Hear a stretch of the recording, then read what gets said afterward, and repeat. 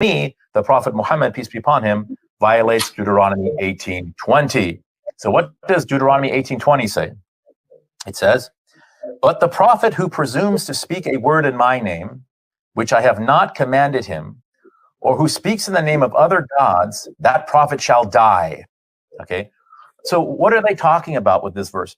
They're talking about the story of the satanic verses. Muslim scholars refer to it as Qissatul Gharanik or something like that. You know, when the prophet was in Mecca, he was reciting Surah Al-Najm, and he recited أَفَرَأَيْتُمُ اللَّاتَ وَالْعُزَّى وَمَنَاةَ الثَّالِثَةَ الْأُخْرَى. Have you not seen these three, Alat and Al-Uzza and Manat? These were considered to be goddesses among the pagans. And then Satan apparently whispered two false verses to the prophet, which he thought were divine revelation. وَتِلْكَ الْغَرَانِيقُ الْعُلْيَا وَإِنَّ شَفَاعَتَهُنَّ لَتُرْتَجَى. And eventually the prophet, the Muslims, and all of the idolaters prostrated. Word then spread that the prophet had compromised with the idolaters and everything just sort of got along. But then Gabriel informed the prophet of Allah, and those verses were removed from the Quran. So that's sort of the basic story. There's another way of looking at it, and to see it actually as a confirmation of the prophethood, because Gabriel intervened and sorted this out. Anyway. Yeah, and that's Ibn Taymiyyah's position, and it's a respectable position. And that's Ibn Taymiyyah's position, and it's a respectable position. And that's Ibn Taymiyyah's position, and it's a respectable position.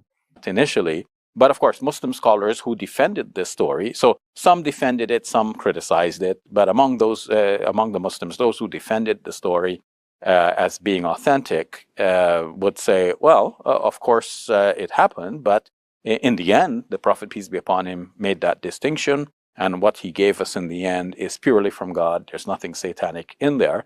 And the Quran, they will cite another verse of the Quran from the 22nd chapter, in the 52nd verse, which seems, according to their opinion, to allude to this incident.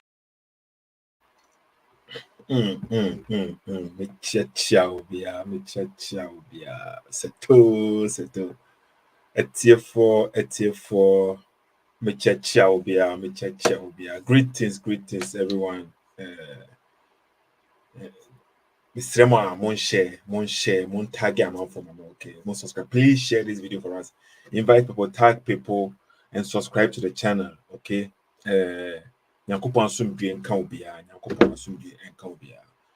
Mr. Mon, okay. Please share this video for us.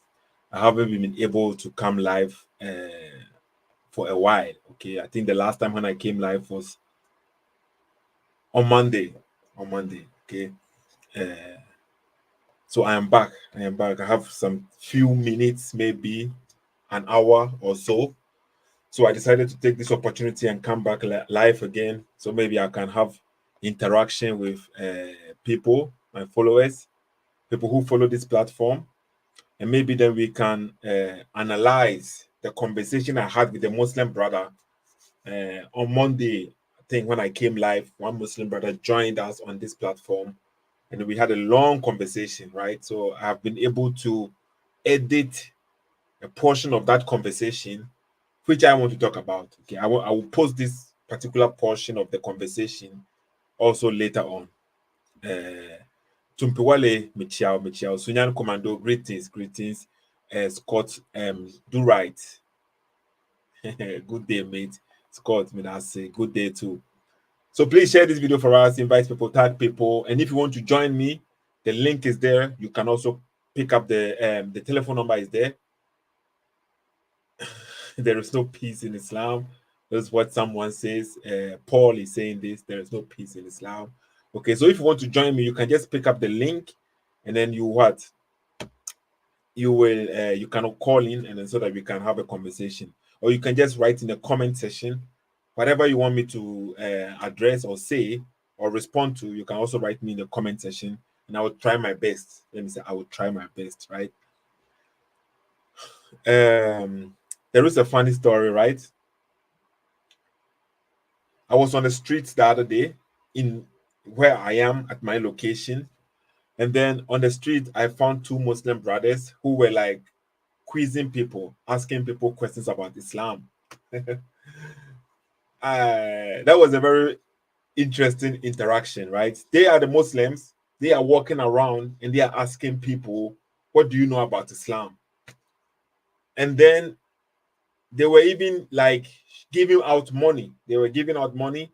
They will ask you 3 questions, and if you have all of them correct, if you get all the answers correct, for each answer that you get correct, you're going to get like €5, right? €5. I don't know how much it is in Ghana at the moment, but you get €5. Let me say if it was in England, let's say £5, right? If it is in America, let's say $5. So you get €5 for every question that you get correct. So of course, I introduced myself to the brothers and I told them I am a Christian. So immediately they were like, "Oh, we have a Christian brother here, so we can question him about Jesus Christ, him not being him not being God or stuff like this, right?" So I was like, "Oh, I know what I follow, right?" So I tried to explain it to them, but of course he didn't want to accept it, right? So, but what can I do? I cannot force them. But I decided, okay, they should ask me the questions. So they asked me 2 questions, which was, for me, it was easy. It is easy questions. The first question that he asked was about how many times Muslims pray a day, right? This is an easy question for me, for a guy like me, okay, who have been reading the Quran and having conversation with Muslim. Of course, I knew this. And then the second question was, what is the first surah of the Quran?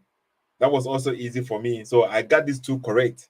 But the last one, I messed up. I didn't get the last one correct. It wasn't from the Quran. It was something outside from the Quran. It was like about Hajj. Okay, when you go there, what do you have to do first? Right? If you go to Hajj, what do you have to do first? And then he gave me some multiple choices to choose, but I still couldn't get the correct answer. But the funny thing about the conversation is, when I was speaking with a brother, a Muslim brother, who is asking me questions about Islam, right? And then I quoted the verse from the Quran and I said, chapter Muhammad. I said, chapter Muhammad. He immediately said, there is no chapter Muhammad in the Quran. I said, what? He said, am I sure of what I'm saying? I said, yes. At least the Quran that I am using, it clearly says chapter Muhammad.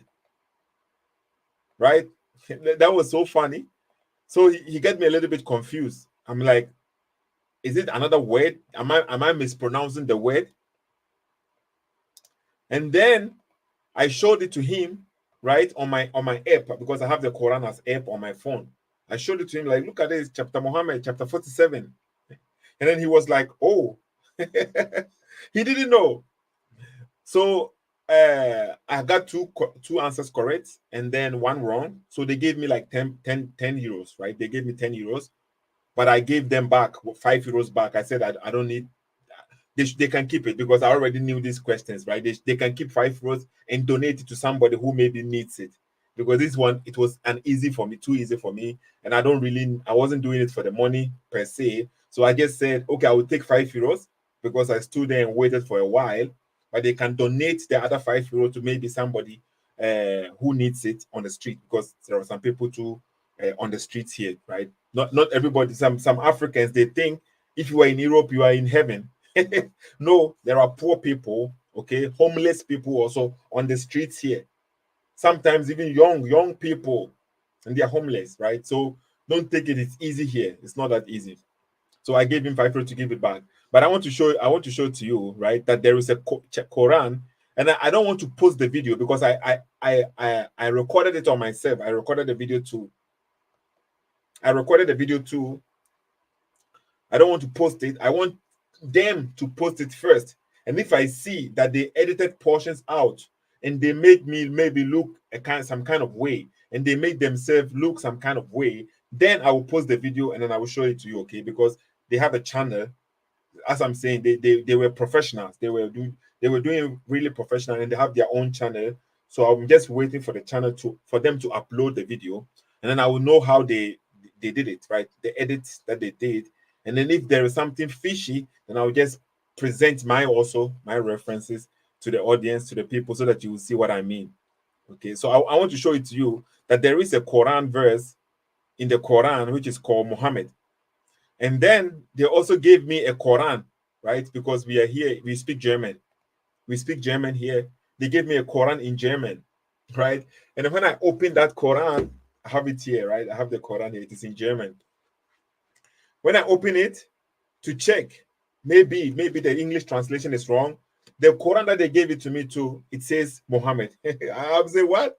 So how come they are going out there quizzing people, asking people about the Quran, right? And they themselves, they don't know what is in the Quran. Quran chapter 47. When I go in and check it, it says here also Quran chapter 47. It says Muhammad. In the German translation Quran, the translated Quran, which they themselves gave it to me, it says Muhammad. Okay, so I don't know why they didn't know that there is a verse or there is a chapter in the Quran, and that is chapter Muhammad. And then also they tried. The reason why I quoted this chapter was because they tried to tell me that all the prophets, they were like sinless, right? That he was trying to tell me, that all the prophets were sinless, and I was no. According to the Quran, that is not the true statement. The reason why I was quoting this verse is because I told him, according to Islam, Jesus is sinless, right? And then according to the translation of the Yusuf Ali, Jesus is the Holy Son, because the angel came and said, I am here to give you the Holy Son, right? That is Yusuf Ali translation. And then he said, oh, yes, that is true, because all the prophets, they are sinless.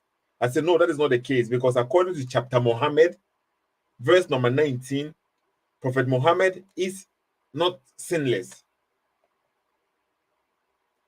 right? According to chapter Muhammad, let's Quran chapter 47, verse number 19, Prophet Muhammad is not sinless. So that's why I came here and I showed this to him, and then he saw it, and then he immediately repeated it again, that yeah, all the prophets are sinless. I said, no, it's not true. I just showed it to you. According to the Quran, Prophet Muhammad is a sinner. He sinned and he should ask forgiveness for his sin. And according to that is Allah speaking. That is not me speaking. But he just immediately seeing this verse, he just repeated the same statement. Yeah, all the prophets were sinless. So why are you lying to yourself? Then I showed him a verse from the Bible, which Jesus was saying, we can pray to him, we can ask him anything, and he will answer the prayers. He said, what? Are you sure? I said, yes, that is what the Bible says. He said, no, show me. And I asked him, can you say this? Can you say this to somebody that people should ask you? Can Prophet Muhammad say this? He said no. Can Noah say this? He said no. Can Moses say this? He said no. I said, but Jesus said it. He said, show it to me. Then I opened the Bible, then I showed it to him. I intentionally opened the Bible, which was like the red letter Bible, so that he can see that it is what? Jesus speaking. He saw it, he read it, he acknowledged that it says there. He says, I can see that is what he's saying, but I don't believe it. I don't accept it. You see that they are denying. He sees the truth, but he's denying it.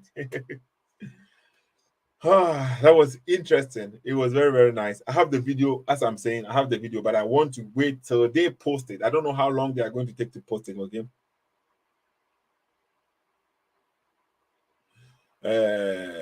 Sanga Khan is saying, what book has a chapter Muhammad in it? The Quran. I think the Quran has chapter Muhammad, and as you can see, it is on the screen, right? It's not me who is saying this, it is the Quran, okay? And then Olamati said, they just came up with all prophets are sinless nonsense. Exactly, because you see, the reason why they come up with this is because they see the uniqueness of Jesus Christ. Nobody says in the Bible, the prophets in the Bible, they also committed sin. They are human beings, they did sin. But Jesus was one of a kind, and we acknowledged it. So that's why the Muslims, they keep on trying to make Prophet Muhammad or the prophets like they are all not sinless. And if the Bible says about maybe the sin of David sinned and he repented, he asked for forgiveness. Solomon sinned, David sinned. Okay, a lot of many prophets, Gideon, messengers from God, a lot of them sin, but they don't want to acknowledge this. They don't want to, because they want to take the uniqueness of Jesus Christ and they make it like everybody is the same. According to the Quran, Jesus is not only a messenger. No. Jesus is not only a messenger. Just like when they come to the Bible, they say Jesus is a man. Yes, we accept that Jesus is a man, but he is not only a man. He is more than a man. When it comes to the Quran, Jesus is not only a messenger of Allah. He is also a word from Allah. It's a specific thing which is only attributed to Jesus Christ. It is only a specific thing which is attributed to Jesus Christ. So I can say, yes, Jesus is a messenger of Allah, but he's also the word of Allah. But I cannot say like Moses is the word of Allah, like Muhammad is the word of Allah. Allah never said Muhammad is the word of Allah. I don't think Allah said this, right? So there are things Allah, and then what is the verse? Let me see if I can find the verse so that people may see it for themselves. So as you can see, Quran chapter 47, verse number 19, where it asks Muhammad, so know that there is no Allah save Allah. Okay, that is Allah speaking. Allah is telling Prophet Muhammad this, and ask forgiveness for thy sin and for the believing men and believing women. That's the word here, sin. It's a word used for in the Arabic, or Arabic too, it says sin, right? So which verse says Jesus? Let me see, Quran chapter 4. Is it Quran chapter 4? Where it says 171. Okay, I will just move to the point. Okay, so in case if you have anybody wants to join, you can also join in. Okay, oh, people of the scripture, that is Allah speaking to the people of the scripture, right? That is the Christians and the Jews and the Christians. Do not exaggerate, okay, in your religion, nor utter out concerning Allah save the truth. Okay, the Messiah. One example, Jesus is also the Messiah. That is a title given to Jesus alone. Nobody else is the Messiah in Islam. Only Jesus is the Messiah. But if you ask the Muslim, what is the Messiah? What does it mean? Allah never told them what Messiah means. Now they have to step outside from the Quran, and now they have to depend on what the other book says, that they say it is corrupted. If you ask the Muslim, what does Messiah mean? They don't know. The Quran itself never explained the Messiah. At least how we know what Messiah means from the Bible, from the Old Testament, the Quran doesn't know it the same way, right?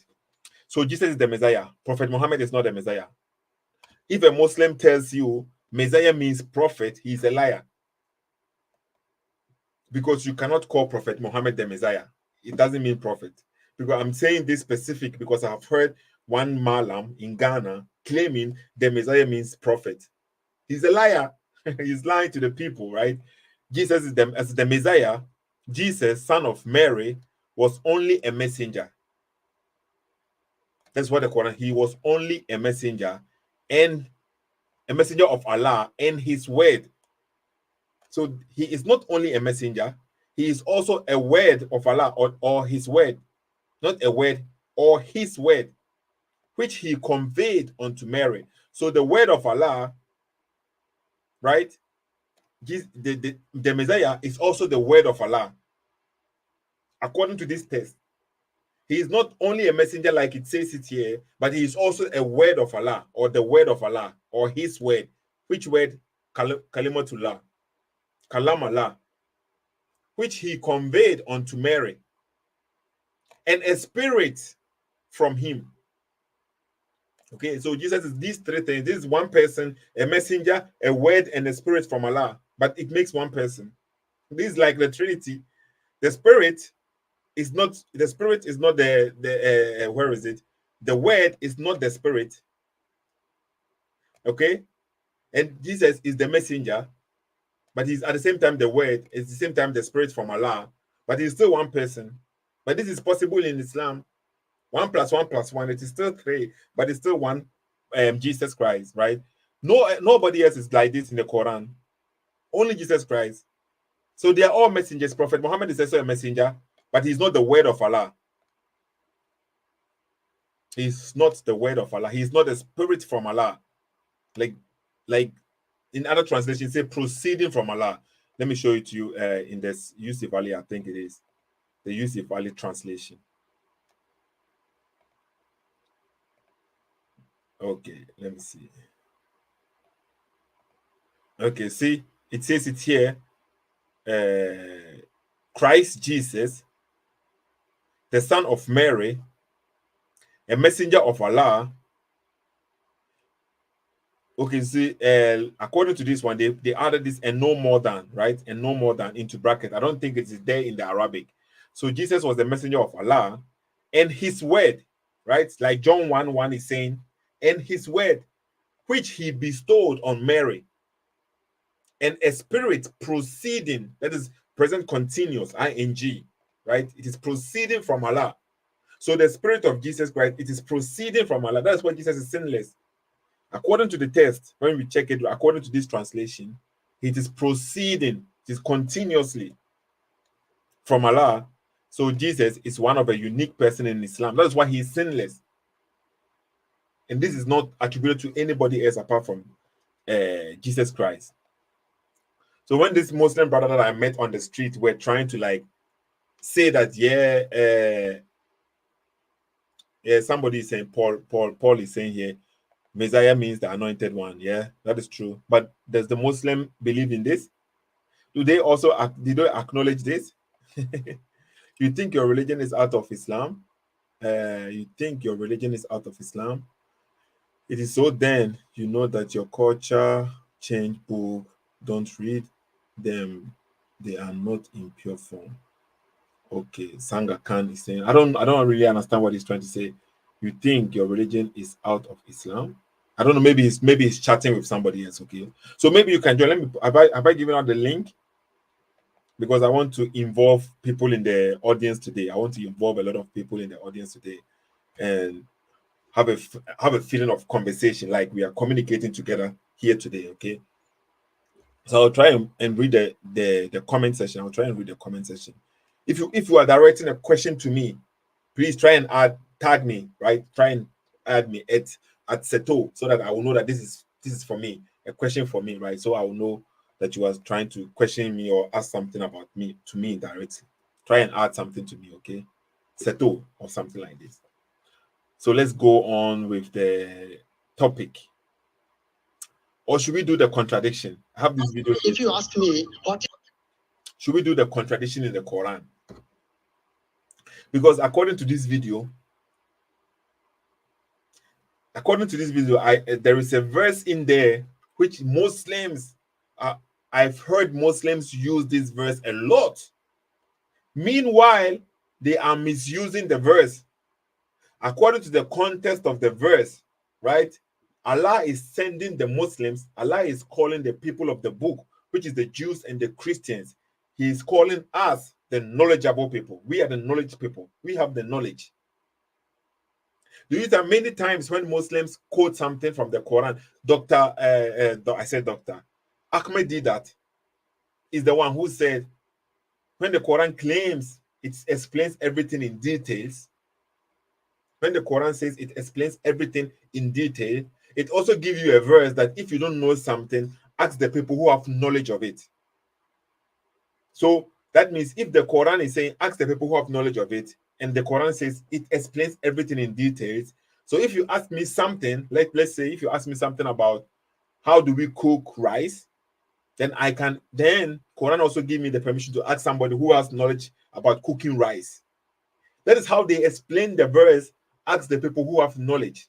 But in context, that verse was speaking about the Jews and the Christians. The people of knowledge, it was the Jews and the Christians. It wasn't about go and ask your scholar. It was talking about us. Abdullah, my main man, is here too. He says, stop wasting your time, read Quran. And don't translate. Otherwise, everything is clear. Okay? There is no contradiction. Okay. It is easy to say. It is easy to say there is no contradiction. There's like I also say there is no contradiction in the Bible. Right? I say that. Do you agree with me?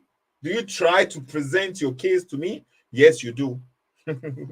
So let me present my case, because whenever you present the case that you think is a contradiction, We have the answers. We can present to you the answers. Now, I want you to also answer me the same thing. We see, this is not a matter of like insulting or anything, attacking nobody. No, the Quran already made the statement. There is no contradiction. If the book was not from Allah, then we would find within it much contradiction. So the Quran itself is giving us the permission to check the book, to ponder on the book. And if the book is not from Allah, then we will find in much contradiction. So if I am pondering on the book and I am saying there is a contradiction, at least prove me wrong that no, there is not a contradiction, but this is in your state, in your mind of state or your state of mind. This is your own hallucination or something. That's your own false understanding. Okay. So the link is there. You can join the link, Abdullah. You can even call in. You can even call in. Okay. You can even call in and then let's have a conversation. So let's listen to this contradiction, and then maybe some Muslim will call in, and then we have a conversation. Okay, let's see. So contradiction in the Quran. Quran alone cannot guide Muslims. That is what it is clear. At least if the whole books in the whole universe at least disappears, Muslims already believe, according to them, they believe Quran can revive or come back within like 24 hours. The full Quran, 114 chapters, yes, 114 chapters, they will come back immediately within 24 hours. Because of what? They have memorized it clearly.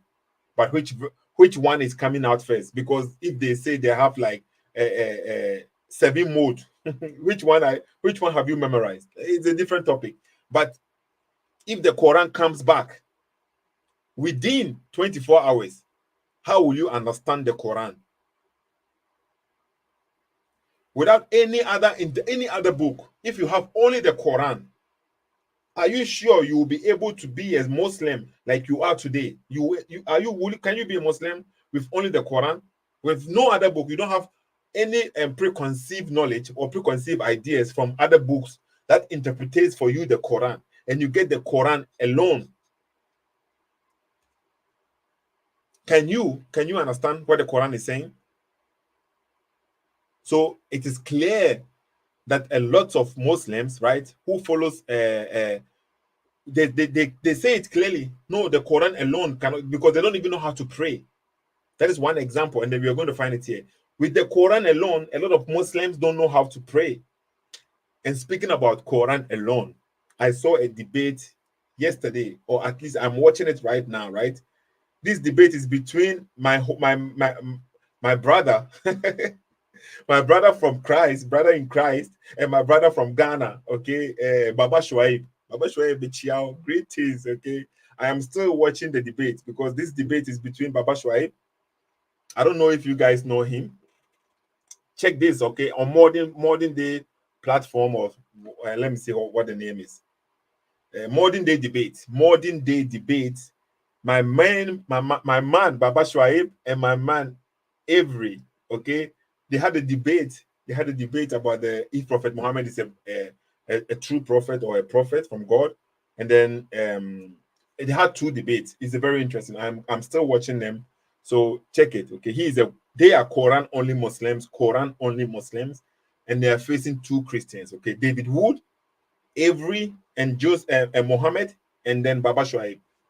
Interesting debate. Maybe I will do a recap about this debate too. So hold on. If you are not following the page, follow the page, okay, on Facebook and on YouTube. Let's go on about this contradiction in the Quran. Quran alone cannot guide Muslims. That is what I wrote there, okay. I am the one who wrote this. Not Sam. How many percentage of zakat from the Quran? Prove to me. I can prove it. You can't, right? Ask me what is jizya from the Quran? Prove it. I can. Quran is not. Quran has not Okay, explained but everything. I want everyone to hear. Okay. You're going too fast now. You cannot prove from Quran Jibreel is an angel, and there's a lot of things you cannot prove from the Quran, like zakat. Okay, did you hear what he said? The guy said, "Is it true? We cannot prove from the if you're a Muslim, and then you care to educate people, okay? Because the Muslim on the line, he said he cannot prove from the Quran that Gabriel is an angel. That's what he said. Is it true that from the Quran alone we cannot? There is no statement which says that Gabriel is an angel. Is it true? A Muslim, please. Do you have references? If you're a Muslim, somebody says it's okay. I'm trying to like involve people in the comment section, okay? But please, as I'm saying, we are as Christians. If you're a Christian, right, and you are, just be nice. Okay, a lot of Muslims, it's not like they have been born into the religion and they have been like, they think it is about being part of something. Some of them, they don't really understand Jesus Christ. So maybe you have to be very, very careful. Maybe they are not like, we are not fighting against each other. We have to just let them know the truth about Jesus Christ, okay? So in the comment section, be careful how you speak about the Muslims. Lupe is saying here, Quran is corrupt book, okay? Lies, lies, lies. That's what he's saying here. Only one master in the world, and it's not Quran, okay? And Concord is also saying here, it's not corrupt, the fact that it's not the truth from the beginning. That is what people are commenting in the comment section. Okay, and then Lupe is also saying here, get right on that, because if they don't, my father my father God will die. Okay, I don't know. Let me see. My another brother is here too. Indigenous Spirit Michiao, greetings. Okay, does the Quran even prove Allah is the creator? This is the first question. Okay, in the Quran, right? The Quran makes the statement like, it is He who created. That's what the Quran says. It is He who created for you the heavens and the earth, or something like this. So it doesn't really say I or something like that. The Quran, Allah never, because it is Allah speaking, and Allah is saying it is He who created for you this and that. It is He who created for you this and that, right? So that's the statement that Allah makes in the Quran. So who is the He? And the Muslim will say it is speaking about himself, but he is saying it is He who created, right? And then Allah also made a statement like, would you worship Baal, which is a pagan god? And then he's like asking the questions to the people, would you rather worship Baal and live the best of creators? That's what the statement the Quran made, the best of creators. So which means there is not only one creator according to Islam, but there are multiple creators, and Allah is the best of them, right? Let me try and put the verse there. There are actually two verses which confirms this, right? So let me find this verse. Okay, Quran chapter 37, verse number 125. Let me put it on the screen. So according to this statement, it's interesting. Do you call on Baal and forsake the best of creators? Listen carefully. It says the best of creators. So, and Allah is not associated. You can't associate Allah with anything. And Allah has already given us, He is not comparable to anything. So what Allah can do, I cannot do. So the Muslim keep on saying, I am also a creator because I can build a house. No. Because the Baal here mentioned was not a human being who was building houses, or who was like building like a monitor or computer or something. He was a god, a pagan god. It is in the Bible too. People used to worship Baal. It's not like a human being. And Allah is saying, do you call on Baal and forsake the best of creators? For you to be the best of something, if you are the only student in a classroom, you cannot be the best in the class. You are the only student. The only way you can be the best in something is when you have a competition, right? And in creation here, we can see clearly Allah has a competition, so he cannot be the only. So, unless you are trying to say, I am equal to Allah, but Allah is better created than me, then you are comparing me to Allah, which Quran forbids. Okay, let me see. So that's what I would say. Indigenous P. That's what the Quran says, right? So let's go on with the verse. Do me a favor. Go to Surah Al-Yusuf, chapter 12, ayah 111. That there was certainly in their stories a lesson for those of understanding. Never was the Quran a narration invented, but a confirmation of what was before it, and a detailed explanation of all things Good. and guidance and mercy for a people who believe. Okay. Now, Of your course. translation just said the Quran is a Okay. detailed explanation of all things. It explains everything in detail, right? Let me explain this. Don't please don't explain. Can you first tell me before you explain? Let me tell you because let me tell you. Chapter. Let me. Okay. One second. 1 second. We'll give you 2 seconds. Okay. So the Quran says that it has explained all things. What is meant by all things? Here does not all things doesn't mean that it has explained mathematics, physics, Show me where it says that. biology, biology, astronomy. Show me where it says It that. doesn't mean by- Okay, one more time. It doesn't- no, let me tell you. No, hold on, wait. Show me where. where the Quran says all things doesn't mean mathematics and science, geography and history. Show me where the Quran says that doesn't mean that. Don't tell me your explanation. I don't care for your tafsir. Show me in the Quran where it says all things doesn't include math, science, history, and my birth certificate. Show that to me. Yeah. Quran. Okay. You see, the reason why Sam Shamoun is doing this sometimes, right? Some of the Muslims, they want some specific things from the Bible. When you say something, they say, show me specifically where Jesus Christ said this. Show me specifically, they use certain kind of words. They want to have a specifically using a particular wording. If you don't show that to them, then they will say, no, you see now, he's not saying this. So sometimes you have to like give it to them what they give to you. The same logic they are trying to hold you up to, you have to apply it to them. And then you see them fumbling or crumbling. Ask them the same question. Okay, then show me. It says in detailed explanation of all things. Where does it say that it's not speaking about my birth certificate? It says that was a good question. But you will see they always have answers. They always have answers to your question. So you have to know the kind of answers they are going to give it to you, and then you give them the questions back, because the answers are not answers. They are just something that they will say so to convince people who don't know. But Sam Shamoun, he knows. Why Quran has been revealed? Quran has been revealed for guidance. So it has explained all things regarding to All things regarding what? guide. You're breaking up. All things regarding what? So you're saying it explains all things concerning the guidance, right? Yeah. All things concerning the guidance, because Quran is for Okay. guidance. Okay. So all things regarding to guidance. Okay, It and gives that's part of the details. guidance. Did you hear that? So now he has made it specific.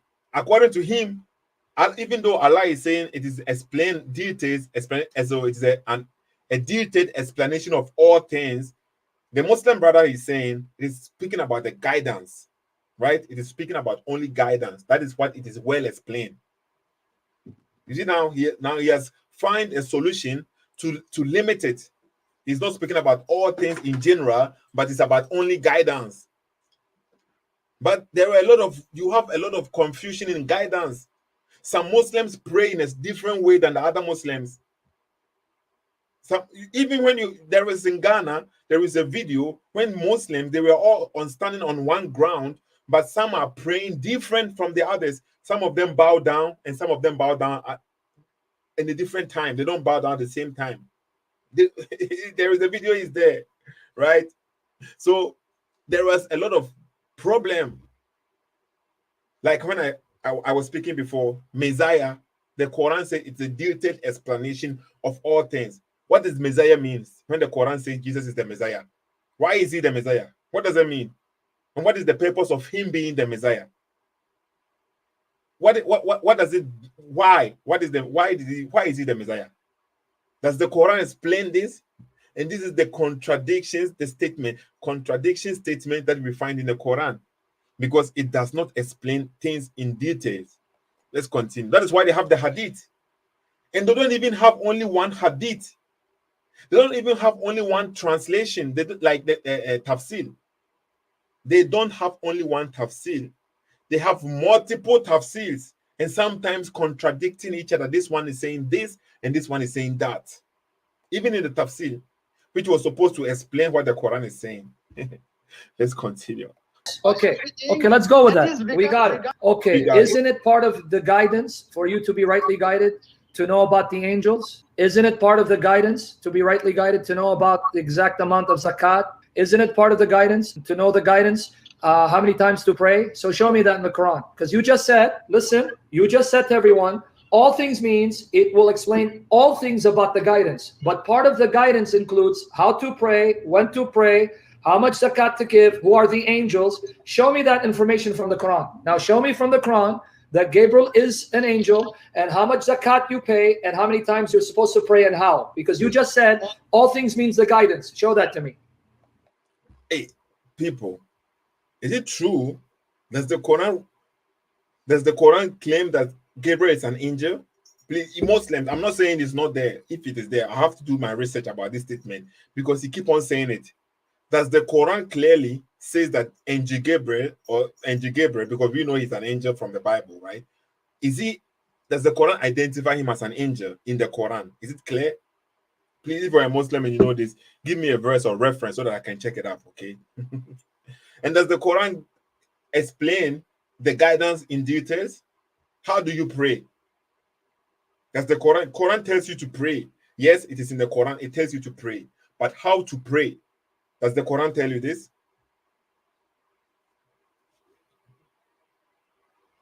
General speak, so no, I don't think so. I have to check. The reason why he keep on repeating, he may have his point. I trust in Sam Shamoun when it comes to these Quranic verses or whatever he says, because he has been dealing with the Muslims for a very long time. And then he knows that when you say something which is not like found in Islam or not accurate, the Muslim will use it against you and use it to mock you. He knows this. So he intentionally, or when I'm watching his video, I recognize that he always tries to make the point clear so that you will not misuse or misquote what he was trying to say and say he's ignorant, right? He gives you references and he states his statements clear. According to the Muslim that he's speaking with, apparently this Muslim cannot prove that Angel Gabriel is an angel according to the Quran. When we stick to the Quran alone, the person he's speaking with cannot prove that from the Quran that he's an angel. Gabriel is an angel. The person cannot prove it, okay? So I will check and find the reason why it's like this, and then I will see what I can. Maybe I'll post another video about that one too. So let's continue. And it's clear. The verse clearly states, okay, a detailed explanation of all things. And as a Muslim, you have to pray. How do you pray? Does the Quran, it's speaking about the Quran, not any other book. Allah is not mentioning, say, there is a book which is going to explain things. No. This Quran is a detailed explanation of all things. And if you should pray, how should you pray? Does the Quran teaches you how you should pray? Because we know ablution is in the Quran, how to perform ablution. Before the Muslims pray, they need to wash and do some specific rituals, right? To them, they need to do specific rituals before they can pray to their God. Okay? That one is in the Quran. I think we can find it in the Quran. Let me see if I can find the verse. I think Quran chapter 5.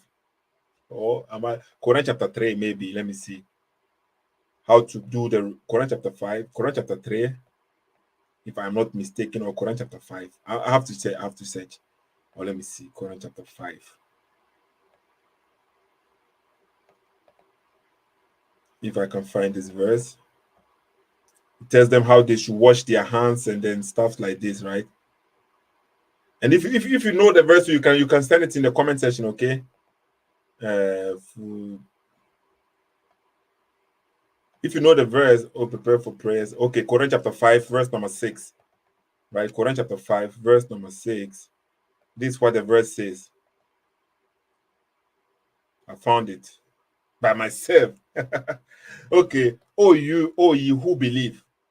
Okay, when you prepare for prayer, wash your face, right? So it's telling you when you are preparing for prayer, you should wash your face. But how should you pray? How many rakats you have to do? This and this.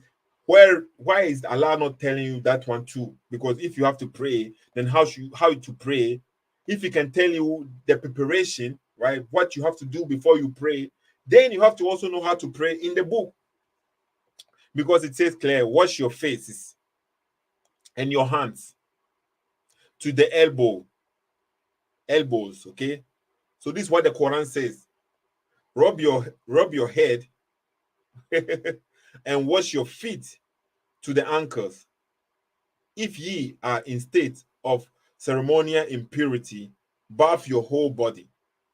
So it clearly tells you what to do. The ablution, that is the ablution. So how come it doesn't tell you how to pray? How many rakat? How many this? It doesn't teach you this. So where is the detailed explanation? That's the point here that we're trying to make. That's the connection we are trying to make here.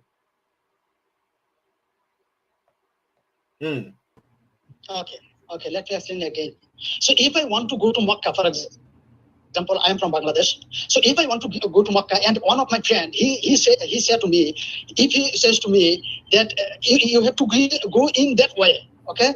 And if I go to Makkah in that way, so that means he has guided me how to go. Only he has told that way you can go. So I have to go with the way you go to.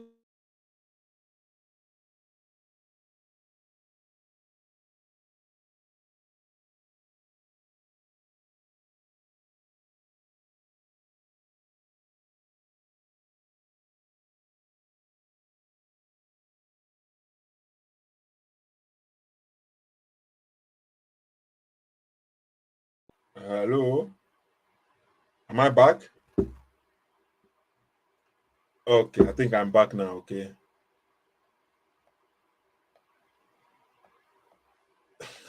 To be well, this brother is always, I don't know why. What do you gain from being religious? You have a relationship with your creator. It's okay, Tumpiwale, you don't have to, it's your own choice. But why does it bother you? You see that you are doing the same thing that you are accusing the Christians of doing. This brother is busy trying to like and turn people away from following God, from accepting God. He's busy.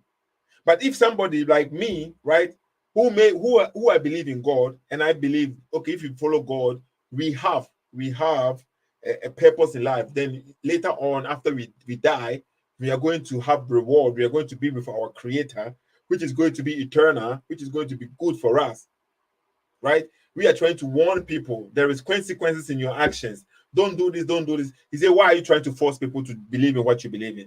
But he is also doing the same thing, because there's the same statement you keep on making, and you're trying to disprove people from believing in God.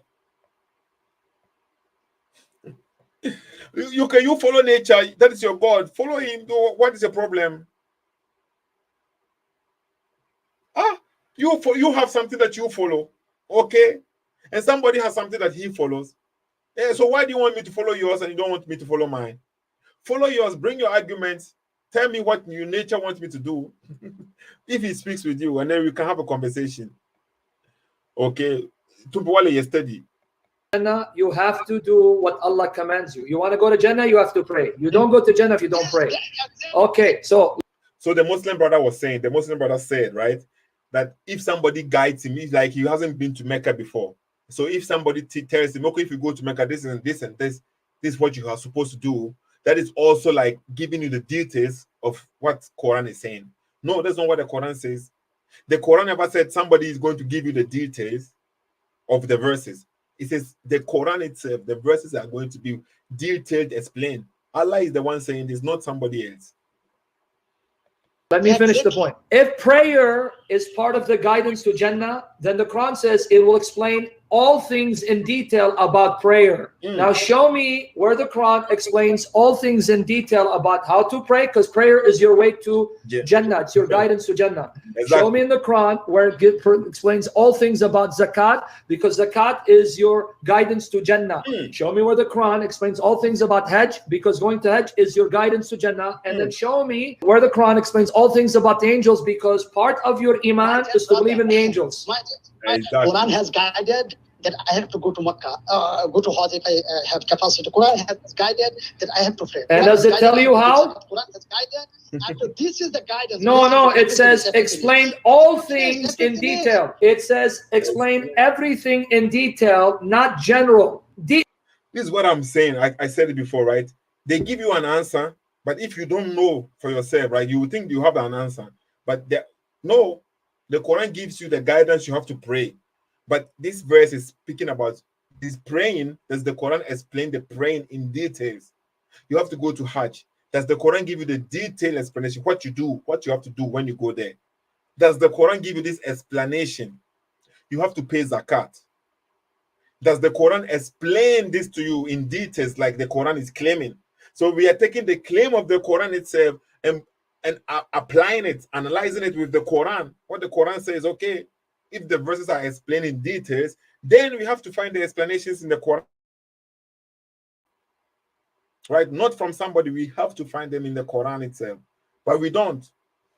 And that's why the guy is struggling. You said it. You just told everyone all things in detail mean the guidance. Now when I say give me the details, oh, it just says you need to do Hajj. So it's general. No, the ayah said it explains everything in detail. You said everything means the guidance. It's going to explain it in detail, but you failed to give me the details, so the Quran is wrong. Exactly. So Sam Shamoun actually went with the guy's logic, right? When the Quran says it explains everything in detail, it is not speaking about like it's speaking about guidance. That's what the guy said. The guy said it's speaking about guidance. Okay, if that is what you are saying, it's speaking about guidance, then praying is guidance, paying zakat is guidance, doing Hajj is guidance, right? Believing in the angels is guidance. So how does this explain all these things in the Quran? And that is the problem. No answer. No answer. Now, this is another video with another Muslim, and this one we have his face on the screen, right? With the same logic here, the Quran, and then he is the one who is going to quote the verse that I said. The Muslim, I've heard it from a lot of Muslims, but they have been misusing this verse for a very long time. Let's listen. Chapter 17, verse 1 is a contradiction if you heard me correctly. So let me repeat my point, Shuaib. Don't tap dance because I'm not going to let you run. In 17, verse 1, it says, glorified be he who took a servant by night from the sacred mosque to the farthest mosque. In the Quran, it says, the Quran is a book that explains all things in detail. Chapter 6, verse 114, chapter 12, verse 111, even chapter 10, verse 37, I add more verses, chapter 16, verse 89, chapter 41, verse 3. If the Quran fails to provide details, that means the Quran is a lie, it is full of errors. You need to now destroy the Quran because it fails its own test. So I'm going to ask you again, provide the details from the Quran. What is the sacred mosque? What's the farthest mosque? And who is this servant? You have to show me from the Quran. And then explain to me in chapter Surah, verse 111, who is Abu Lahab? You have to show me from the Quran. If not, then your Quran is full of errors. It's full of holes. It's full of contradictions. Stop being a Muslim. Exactly. But he has made a point clear, right? And then I told you I'm watching this debate between David Wood and Brother Avery, which is God Logic on YouTube, okay? Follow the page, God Logic on YouTube. You can follow the page. He's also on Facebook, actually, God Logic on Facebook.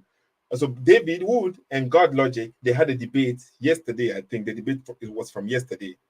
Let me check to be specific. The debate is at the moment, according to my YouTube, is 9 hours. 9 hours. 9 hours. 9 hours before, right? From now, so yesterday. Let me say it like this. Hold on, small, okay.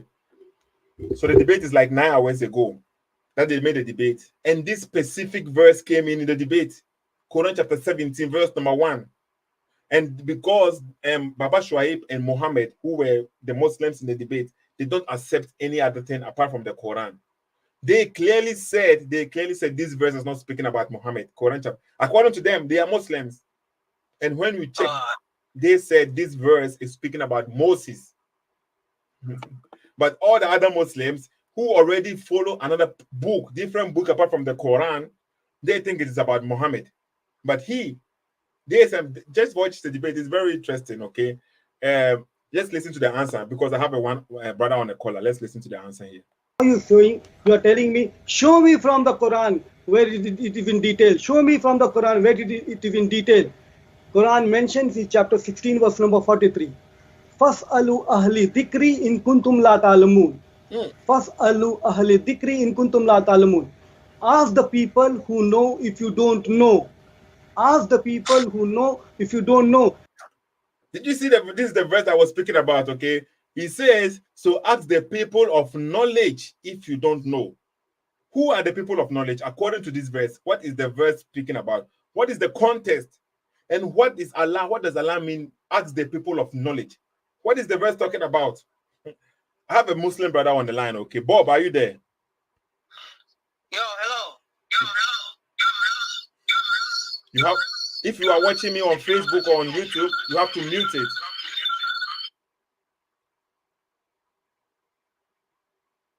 Are you there? A Muslim brother is asking, what is the contradiction there? Why are you afraid to call Bob, Abdullah? Try and call in and you will see the contradiction. Are you afraid to call in? Sir, can you hear me? Yeah, I can hear you with the feedback. Try to mute the YouTube video, what you mute it, okay? And call me. Mute it. How do you mute it? But there is a sound. You know, there is a sound button there. You have to mute the sound. Lower that YouTube button. Are you watching me on YouTube or on Facebook? Okay, he's gone. Okay, maybe. So this Muslim, right? Allah is saying here, ask the people of knowledge. Who are the people of knowledge? Who are the people of knowledge? Let me see. One more time. Okay. Hello? Hello, can you hear me? Can you hear me? Yeah, Bob, try and mute. No, okay. Bob, join me on the line. Okay, pick the link and join me. Please pick the link and join me. Try and pick the link. I've posted the link one more time. Okay, so if you're watching me on Facebook, on YouTube, pick the link and join me.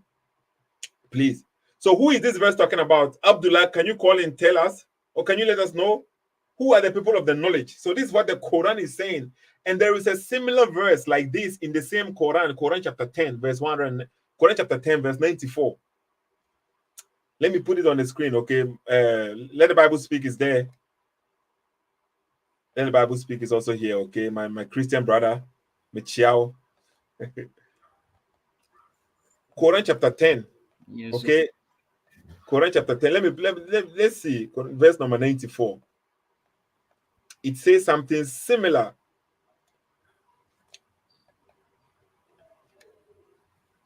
Okay, let me put it on the screen so that people will see what I mean. So every time the Muslim they keep on quoting this verse, that this is what the Quran says, and then I never went to check the context of the verse, right? But when I was watching this video, this specific video for Sam Shamoun, and I was reading the verse, I said, but who is these people of knowledge? Who are they? So I went to check the tafsir of the verse. Look at what Quran chapter 10, verse number 94 says. So if you are in doubt, O Muhammad, Allah is speaking to Muhammad here about that which we have revealed to you. Then ask those who have been reading the scripture before you. So Allah is directing Prophet Muhammad to some people who read the scripture before him. They are the knowledgeable people. They know. So if Muhammad is in doubt about his revelation, whatever he has, then if, that is the Muslim who said is conditional, if he is in doubt, he should go to the knowledgeable people. He should go to those who read the scripture. Those are the knowledgeable people. The truth has certainly come to you from your Lord. So never be among the doubters. So here, this verse, Allah is directing Prophet Muhammad that if he is in doubt, he should go to some people. Who are those people? The Jews and the Christians. Those who have been reading the scriptures before you. You get a point? That is what the Quran says. And in this verse that we are speaking about here, To know anything, ask the expert. if you want to know anything, ask the expert. Those who have the knowledge. Michelle, thank you, brother. Okay, thank you. Concord is saying, God bless you, Seto Medasi. God bless you too for supporting the platform. Please share this video for us. Thank you too. Okay, brother Medasi. It's nice to hear people, okay, because most of the time, you see now, envy people. You see, that's what I mean. Sometimes some people gives you the encouragement, okay, which is good. With or without the encouragement, we will still try our best. I will still try my best and do what I can. But it feels appreciated when you have people also like showing you the encouragement, not only to come. We have people antichrist on the screen, always only bashing. You don't say anything negative, they will bash you, right? Thank you, brother. Thank you, Concord, for your kind words. Amen to that too. Okay. It's true. Tumpiwale, you're steady. Tumpiwale, you're steady. Okay, so let's continue. So, what is this verse talking about? So, the Muslim brother who is on the screen right now brought another verse because Sam Shamoun was saying, Allah said the verses are explained in details. So, he has also brought this verse. That this verse, Allah is saying you should ask people of knowledge. If you don't know, you should ask people of knowledge. But in context, in this verse, people were saying Prophet Muhammad is just a man. So, if Allah will send a messenger, he will not send a man like Prophet Muhammad or something like this. And Prophet Muhammad is saying they should go and ask the people of knowledge, that is the Jews and the Christians, that the previous prophets and messengers, they were also men. Right? That is what Allah is talking about here. That you should go and ask people of knowledge, that is the Jews and the Christians, that the messengers before him, Prophet Muhammad, they were also human beings. That is what the verse is talking about. And the Muslims keep on using, say, oh, if you don't know, you have to ask the people of knowledge. The people of knowledge was about the Jews and the Christians. You have to come to us to confirm what you have in your book. This is the guidance from the Quran. So Quran is giving you guidance to know everything in detail. Okay, first of all, and that is one funny thing. How can the Quran be the criterion of the Bible? And then you are using the Bible to confirm the Quran. How come they say the Quran is the criterion, right? And without the Bible, we cannot even affirm the Quran. Without the Jews and the Christians, the Quran cannot be affirmed. Because every time, many times in the Quran, to confirm the prophethood of Prophet Muhammad is always directed towards the Jews and the Christians. Ask them, do it confirming your book. It confirms your book. It confirms your book. So that is the only way to confirm the Quran is the Jews and the Christians, the book that they have. And then you turn around and say, it is still that is the criteria. Furqan, that is, I think that's what it's called. Even though the Quran itself says the Torah is also the criterion, okay?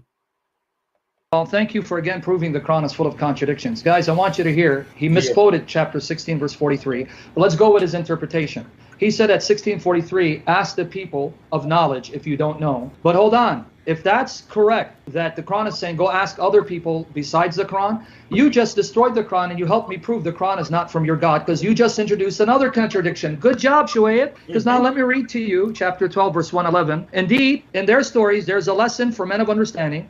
The Quran is not a forged statement, but a confirmation of Allah's existing books and a detailed explanation of everything and a guide and a mercy for the people believe. A detailed explanation of everything, not some things, everything. And instead, in case you still don't get it, chapter 41, verse 3, a book whereof the verses are explained in detail. But thank you for now introducing another contradiction. Because one verse says, ask people who know, so you need more than the Quran. But these verses say, no, all you need is the Quran. Thank you for destroying the Quran. But I thought... Did you hear that? Did you see that this verse? Quran chapter 41, verse number 3. A scripture whose verses are detailed. A Quran in Arabic for people who knows. So the verses are detailed. And then now he also gave us another verse, according to the Muslim brother, I think his name is Shuaib, that, oh, Allah said we should ask people who have knowledge. So are the verses in detail or not? Abdullah, is it contradiction or not? Because one verse is telling us the verses are in detail, and then we don't find what Messiah means. We don't find how to pray. We don't find what to do in Hajj. We don't find who the angels are, or if Gabriel is an angel. We don't find them according to Sam Shamoun. So is it a well explained in detail? We don't know what Quran chapter 17, verse number 1 is talking about. According to the Quran, when we focus only on the Quran.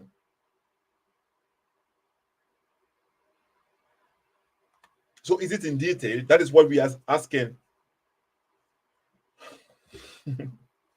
So it's not. And there is a lot of verses. There are a lot of verses which says the Quran is well explained in details. A lot of verses. Quran chapter 15, verse number 1. Let me try and put some verses on the screen. And you see.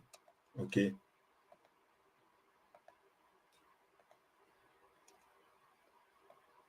Sam Shamoun mentioned some of them. Okay. Look, Quran chapter 15,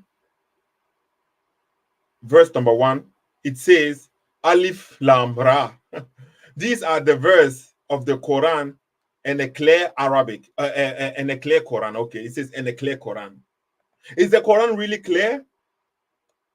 Let me see. Let me try and change the translation and see what the different translation says. Okay, the clear Quran. These are the verses of the book, the clear Quran. This particular verse that is speaking about the Quran being clear, if you ask the Muslim, what does this verse mean? Nobody knows. It's not clear. You get a point? The one verse in the Quran, it's saying the book, the clear Quran. When you check, you ask many Muslims, what does this verse mean? I'm changing the translation so that we will see, according to the translation, how they define the word, right? Those are the signs of the book and of a manifest Quran. That's what they say. According to this translation, that is Arbery. Okay, let me find another translation so that people will see. Because the Muslims, they keep on picking the Bible translations.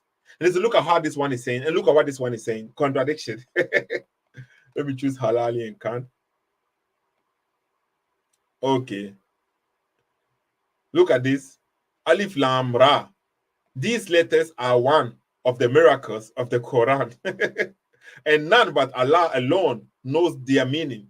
So what is it there for? Allah sends something to the people. He sends a revelation which is useless for the people. According to this is not me saying this. Allah sends something, it is useless. We cannot do anything with it. It is just there. We don't know what it means. We don't understand it. Only Allah knows, but He brings it to us for nothing. He sent the angel. How long does the angels need to come down? Very long time. They come down, but we don't have no meaning for this. And the Quran never said, so are you saying this is a miracle? And the people are in the Quran, they are asking Prophet Muhammad, why don't you have a miracle? Why is not saying there is a miracle in the Quran already? These are the verses of the book and a plain Quran. You get a point. So is the Quran plain or not? Think about this, right? A lot of verses are there. A lot of verses. But let's continue. I think the video is already ended anyway. Bob was trying to call who is a Muslim, okay? Let the Bible speak. Are you there?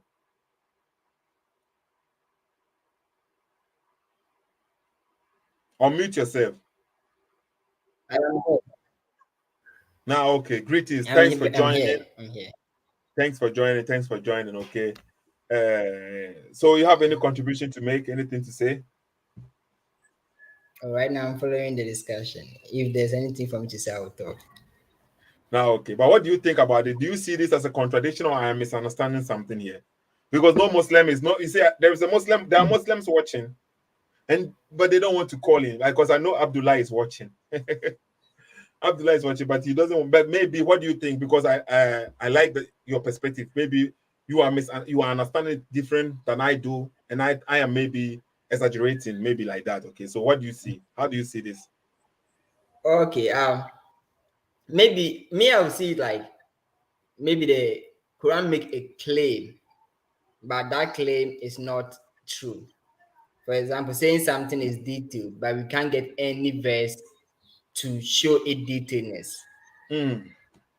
So for me to call it contradiction might be something further, unless I compare my verses that I have to know if it's truly contradictions. I know there are contradictions in the Quran. My diary is not around me, but to say this verse, for example, being detailed, if the Quran says somewhere that it is not detailed, then I'll know, okay, here the Quran says detailed, here the Quran says it's not detailed. But the detail that he said, when we comes to the other verses and ask questions, they are not there. So they claim that Quran said no, it's not true based on what I understand. But if I use Quran, I might get them. Okay, that's interesting. That's what I mean. Good, Midasi.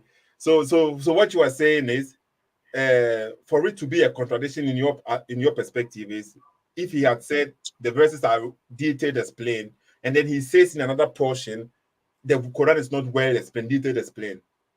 That would be a contradiction. But as for this one, it is saying the verses are detailed explained, but then we have a lot of verses in there which are not detailed explained. So it's actually saying it's like that the verse that says they are detailed explained, it's not true. It's only not true, but it's not a contradiction. To me. You know, okay. Maybe I'm using the wrong term. That is the point. It's nice. It's nice. At least, okay. That is good. You see now, I want this kind of brothers to join in. You see, when he came in, he could have just pretended, "Oh, I'm speaking the truth," but he also gave his perspective, and I think he might be right. Okay, everybody has his own understanding. But that's let the Bible speak. Bob, are you there? So I'm here. How are you? Yeah, by the grace of God, everything fine. And you? Alhamdulillah, I'm good. Alhamdulillah. So, what's the topic today again? Bob always wants to talk. The topic is we have a verse in the Quran, right? Which was saying that the Quran explains every verse in detail. The Quran is detailed explained. That is correct, yeah. Is that a true statement? Quran, but these verses. That is a true statement, yeah. Okay, so and then the question is, okay, if the Quran is detailed explained, does the Quran explain to you how to pray? No, it doesn't. Let me explain to you why. Yeah, listening. Okay. There's a chapter that says in the Quran where it says obey Allah and obey the messenger. What does that mean? You have to follow the messenger. So when the Quran says that obey Allah, obey Allah and the messenger, so we have to go through where? Through the hadith, the sayings of Muhammad sallallahu alaihi wasallam, how to pray. Did you get that? No, I don't. Okay.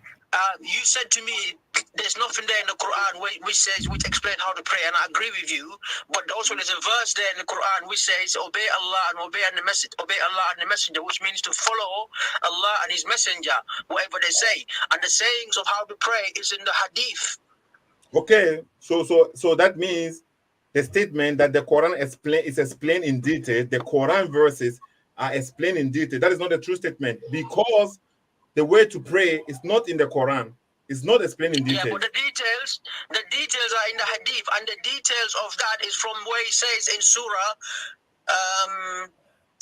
An-Nisa, verse 59, Surah 4, verse 59, where it says, "O you who believe, obey Allah and obey the messenger and those in authority among you." So, for us in details, the Quran also says, hang on, please. The Quran also says, obey Allah and the messenger.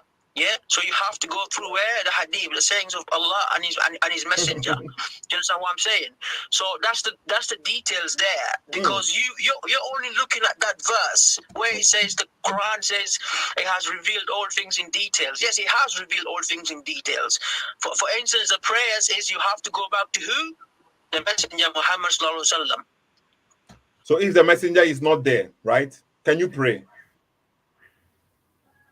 If the messenger is not there, if like the Muslims says, let's hypothetically speaking, if all the books in the universe get destroyed, right?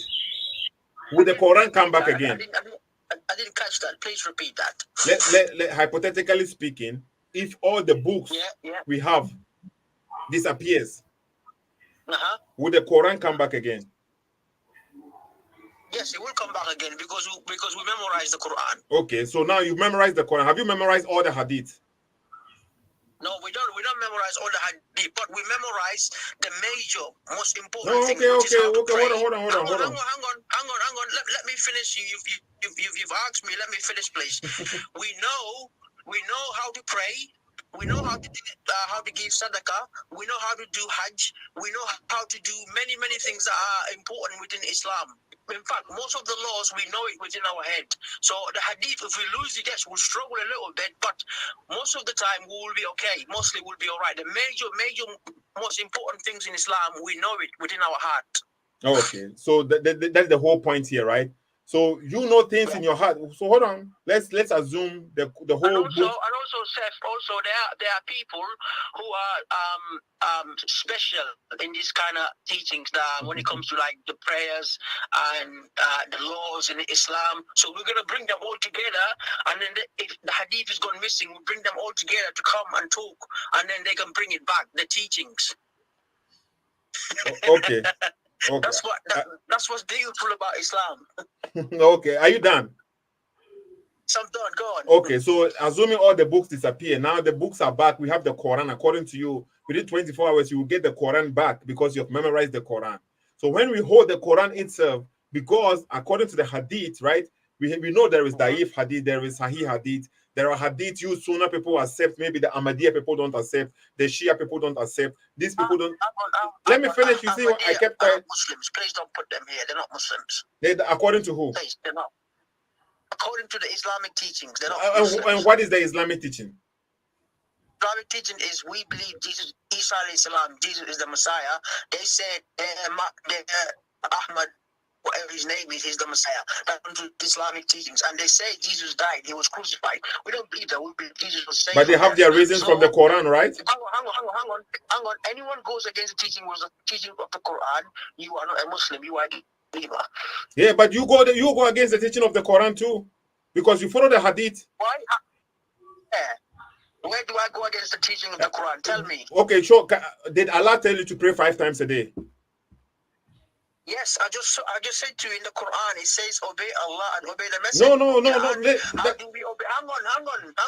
How do we obey him is going through the hadith. No, that's the point. And the hadith is contradicting the Quran because in the Quran it never says 5 times. So what you are considering is from Prophet Muhammad is contradicting. You are the one who just said anything contradicting the Quran is not a Muslim. So the hadith contradicts the Quran because Allah never said to pray 5 times. When you say the hadith contradict, does the Quran says how many times we have to pray? Of course. Does it say it? Yes, it says it. It says 3 times.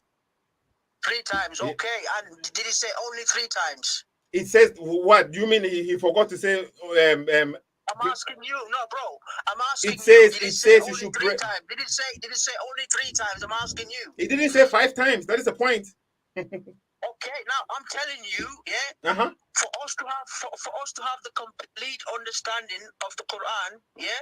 Yes. We have to go to the hadith, which is where God says, "Obey Allah and obey the Messenger." That hadith, where we get it from. And that hadith that you are going to, you are the one who just said anything that contradicts the Quran is not a Muslim. You are the one who said it. But now we have the Quran saying you should pray 3 times, at least the morning, the last day of the day. Hold on, let me finish. Let me finish the statement. Okay, go on, yeah. You are the one who just made this statement, right? Not me. You are the one who said it. Right. And I'm just saying, then your hadith that you were depending on, that you are relying on, right? It's even ordering you to do things Allah never ordered you to do. The hadith is ordering you to do things Allah never told you anything. So you are following a book or a hadith which you believe it is from your prophet. You have no evidence, nothing. It's just you trust them, right? Because the Quran says obey Allah and obey the messenger. And somebody saying this is what the messenger said. And then Allah, even you have the book that you believe it is a divine book. Allah never told you to circumcise, for example. Allah never told you anywhere that on the 7th day, or according to Muslims, on what day do you circumcise your children? We don't have a specific day, but I think there's no specific date for us. So how do you know when to circumcise your child? Well, as long as the child is fit and healthy, yeah, the child can be circumcised. Can the child be circumcised around the age of 4? Yes, they can. So when you give birth to your children, you as Muslims, at what time do you go and circumcise your children? This is what I'm telling you. It verifies. It's different age. It could be moms. So where is the guidance in it? Where is the guidance in it? Because you are the one. You see now. This example, According to your religion, the book, the Quran is saying it is well explained in detail. First of all, Allah never said anywhere in the Quran about circumcision. But then you still try, you said anything against the Quran. Anything against the Quran is not a Muslim. That's why you are counting Ahmadiyya. Let me finish. Let me finish. Let's go slowly by slowly. Okay, let me finish the statement. Let me explain it to you because you're jumping from one topic. No, let me finish the statement so that it will be clear for people. Steph, slowly, please, yeah? Please, let's just listen to me. When I say to you Ahmadiyya and go against the teaching of Islam, of the Quran, is because they say Jesus was crucified and got killed. We say he's not. So that's it. Do you agree that's a contradiction? But they have their reason for saying. Do you agree that's a contradiction? Now, the contradiction maybe is from your side. Seth, please. I'm answering you. You asked me the question. I am giving you the answer. You say, Seth. You just asked me a question. I'm trying to answer you. Is it a contradiction? Yes or no? And then I'll continue. Where is the contradiction? No? Where is the contradiction? I said in Islam, in the Quran, it says Jesus was not killed, was not crucified. The Ahmadiyya says he was killed and crucified. And where did the Quran say that? That's what I'm asking. Where did the Quran say that? It states that in Surah 4, 157, and it also calls Jesus the Messiah. The Ahmadiyya don't believe Jesus is the Messiah. They don't believe that. I don't believe that they don't believe in this, but I don't believe that they don't believe Jesus is the Messiah. I don't believe that. I don't know. I have an Ahmadiyya friend. I will call him later on. There you go. You don't know. So I know what Ahmadiyya believe in. The main beliefs they have, I know them. So please don't put them. When I say to you they're not Muslims, I'm telling you they're not categorically. But you just quoted the verse, right? You just quoted the verse. The verse that you quoted, you said according to this verse, Jesus didn't die. Is that what you were saying? That's right, not killed, not crucified, yeah. But it doesn't say, does the verse say that? Do you want to read the verse again? Yes, it does say that, yes. Are you sure? Yes. You read it out. Okay, we can read it out. But first, okay, you are the one. Okay, let's say according to you right now, they are not Muslims because they are going against what the Quran says. Yes, exactly. Yeah. Exactly, okay. So now, and I'm giving you the same. And also they contradict with the Quran teachings, yeah. Okay, and I'm saying you do the same thing too. No, we don't. Because let me. To you, I was about to explain to you, and you keep taking me there. I said to you, dude, is that a contradiction? Just say yes or no, and then I'll continue. But you're not allowing me to do that. See, that's the thing. I haven't even finished yet, and then you're taking me now to Jesus dying, this and that. I haven't finished yet. Settle. Say something. Yeah. We are not here to talk about the Ahmadiyya and the Sunnah and other people. Let's just come back to the topic. Bob. Yes, I can hear you, yeah. Okay, you were saying you listened to Allah and Prophet Muhammad, right? That's right, yeah. Okay, so whatever Prophet Muhammad tells you to do, you will do that. Is that not so? That's right, yeah. If the hadith is authentic, if it's authentic. Okay, so which Quran do you believe in? Is it only the Sahih hadiths only, or do you believe in Sunnah Abi Dawud also? Well, the hadith, that is their hadith. All the hadith, are the same. It's just a compilation, a compile sayings of the Prophet ﷺ and brought them on. It's just the names just to know this one is this one. But the old hadith, there's no difference there. So you believe in it's like you guys having Matthew, Mark, Luke, and John. It's similar like that. It's quite similar. It's not exactly, but it's quite similar. Okay, so how many times are you supposed to bow according to Muhammad? I'm coming. How many times are we supposed to do what? He said, how many times are you supposed to bow according to Prophet Muhammad? Oh, to bow down. What, when you say bow down, in what way? In prayers, yes. Bow down practice. No, not bow, bath. Bath. Okay, how many times are you supposed to bath? Bath, like taking shower.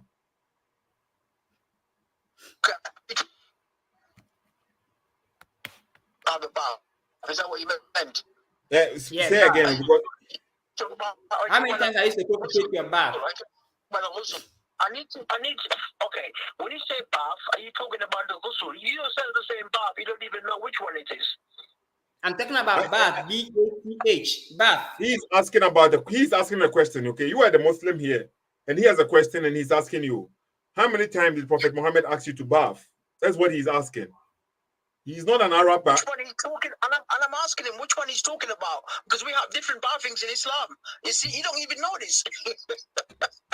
I'm asking him which one he's talking about. So tell me the bathing in Islam. Is he talking about the one? Tell me the kind of bath in Islam. We have the state of impurity and then we clean ourselves. Is that the one he's talking about? He's asking you, tell him you see now this. Oh my God! See, Bob, you have to listen to the question. Somebody is trying to ask you a question. You are not even listening. It's like you have a.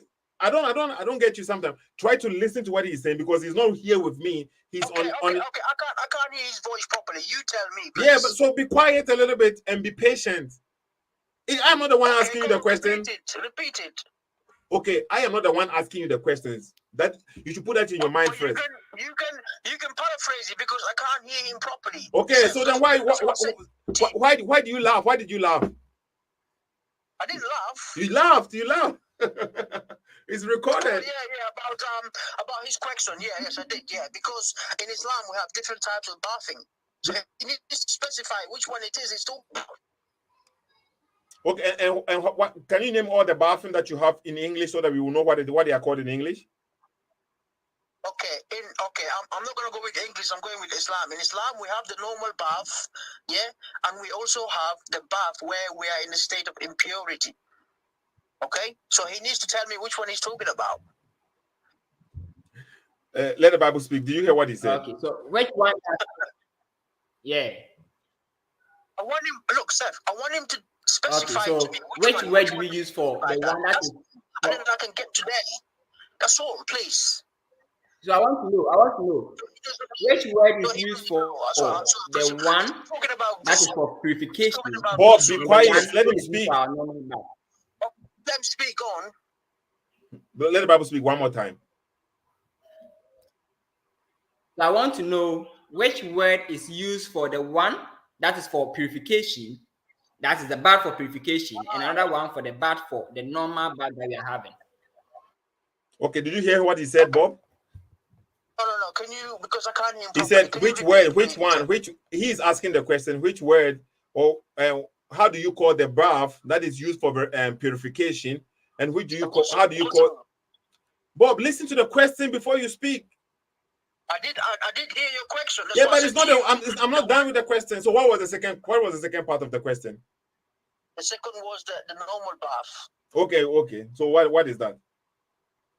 The normal bath is the normal bath. The first one was ghusl. It's called ghusl. And we have a different way of doing it, but it doesn't matter. It's still correct, because the Prophet ﷺ has done it in different ways. So this is what I'm trying to clarify. Which one is he talking about? And then I can come there. Okay, he said the purification one is ghusl. Okay. And then the other one is called normal bath. Okay, so.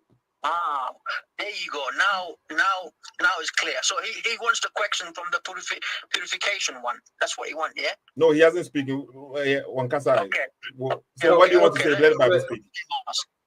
Let's come to the purification one.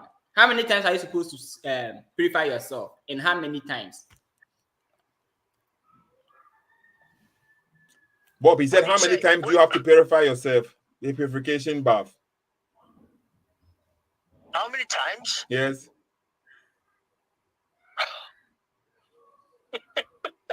Is it how do you do it, or how many times? Because we only how many times? The watching once. Is it how do you do it, or how many times? How many times? Bob, it's like, I don't know your mentality, Bob. Somebody asking you a question and you started laughing. It's like, why? The reason why I'm laughing, yeah, because this guy does not understand the washing of ghusl. Okay, we only wash ourselves once, but is he talking about how do we do it? Is it two different ways of doing it? Because if he says how many times, only once is enough. Okay, so Bob, that is simple. So why do you have to laugh? You just have to say, oh, the question may be because he's asking. Okay, once. Once a day, only on, but there's conditions to it. There's conditions to it. If you have a sexual intercourse, yeah, or women are menstruating, or blood comes out of your body, like proper too much blood comes out, or women give childbirth, yeah, these things are you require to wash yourself before you start praying or going to a mosque. You know what I mean? Or if you're going to Mecca, you have to purify yourself, washing your body before you enter there. Also, it is also recommended before Friday prayers you do it, even though you haven't had any sexual intercourse, just to make sure before Friday prayers you wash yourself. Okay, so and you said what is the name of this bath? It's ghusl. Ghusl. Is it the same as ablution? Let me spell it to you. It's GHUSL. Okay, is it the same as ablution in English? No, ablution is wudu. That's a different one. Ablution is wudu. Wudu, yeah, that's a different one, yeah. And this ghusl that one is you do it, yeah, before prayers. As long as you are in the clean state of ghusl, you do that every day before you do your prayers. That's wudu. Okay, so okay, continue. But let the Bible speak. We are listening. So you are supposed to do that once, right? Yeah, he said yes. Yeah. Once in every, it is a month thing or for week things. Like I just want to know. I just want to ask a question, but I need clarification first. Is it something you do this ghusl? Something that you do once in a week, once in a month, or how is it? How does it work? No, I mean, you can do it anytime you like, yeah. But you can do it anytime, or if the Prophet ﷺ has given you certain things to do it, you can do it. There's no limit there. But the main thing here is that if you are in the state of impurity, you have to wash yourself. That's the main thing here. I'm doing something. You understood that? Okay, so let's come back. So if Prophet Muhammad tells you to do something and you don't do that, means you have disobeyed him, right? No, not necessarily always. Not necessarily always. Because there are in Islam there are fard, which is a compulsory law, and there are some that are what do you call it? Sunnah. It's not compulsory. Okay, so the fard one is a compulsory law. You have to follow it, and the sunnah is it's good to follow. It's good to do it, yeah, but you don't necessarily have to do it. Is the ghusl a compulsory one? Compulsory ones are the ones where it's in the Quran, yeah, and where Muhammad ﷺ has said that these ones are in fact, most of the compulsory laws are in the Quran. Okay, and also the ones that are compulsory are not in the Quran. You find in the Hadith where the Prophet said you have to. It's a must. Like for instance, the ghusl is not in the Quran, but it's in the Hadith. It's a compulsory law. You have to do it because you're cleaning yourself. You're cleaning yourself to purify yourself. Okay. Do you accept words in a bracket? Sorry, words in bracket. I mean, sometimes I do accept, sometimes I don't accept. It depends. Sometimes I do. Pick and choose religion. Okay, so can you explain Sahih Bukhari for me? When you say Sahih Bukhari, you have to figure out which one it is, bro. You can't just say Sahih. Wait, hold on, Bob. Hold on. No, he said. You are rushing. Hold on, he's about to read it. Rushing. Oh, okay, yeah, all right. Hadith Suhari, Abu Kari, chapter 898, book 11, Hadith 22. Abihu, sorry, I can't. Okay, what does it say? Let the Bible. What does it say? I can't hear him properly, Seth. It says that honestly, narrator Abu Hurayra, two different narrators, that the Prophet said, "It is Allah's right on every Muslim that he should take a bath once in 7 days. You should take a bath once in 7 days." Did you hear There's that? a bracket there. I did not bring the bracket. That is at least. But mostly Muslim says the words in the bracket are not acceptable. That's why I did not bring that one. So according to this hadith, Muslims are supposed to take bath once in 7 days. That's why I'm asking him, what bath is that, according to him? Okay, this is that bath is probably talking about the Friday prayers one. Yeah, because like from Friday to Friday, you have to, before you go to the Friday prayers. I did say to you earlier, the Friday prayers, even though we are not in a state of impurity, it's good to wash yourself to make sure that you are okay to go to the mosque and pray. You know what I mean? But I also emphasize, I said to you that when we are in the state of impurity, that's when we wash ourselves, okay? Or when we're going to Mecca, you know what I mean? But to do it routinely, yeah, you can do it as anytime as you want, anytime, you know what I mean? If you want. Mm. So this word here, the bath here, is, according to you, is husu. According It's to what? you. Are you saying the bath here, this specific hadith, is it speaking about purification bath or the normal bath?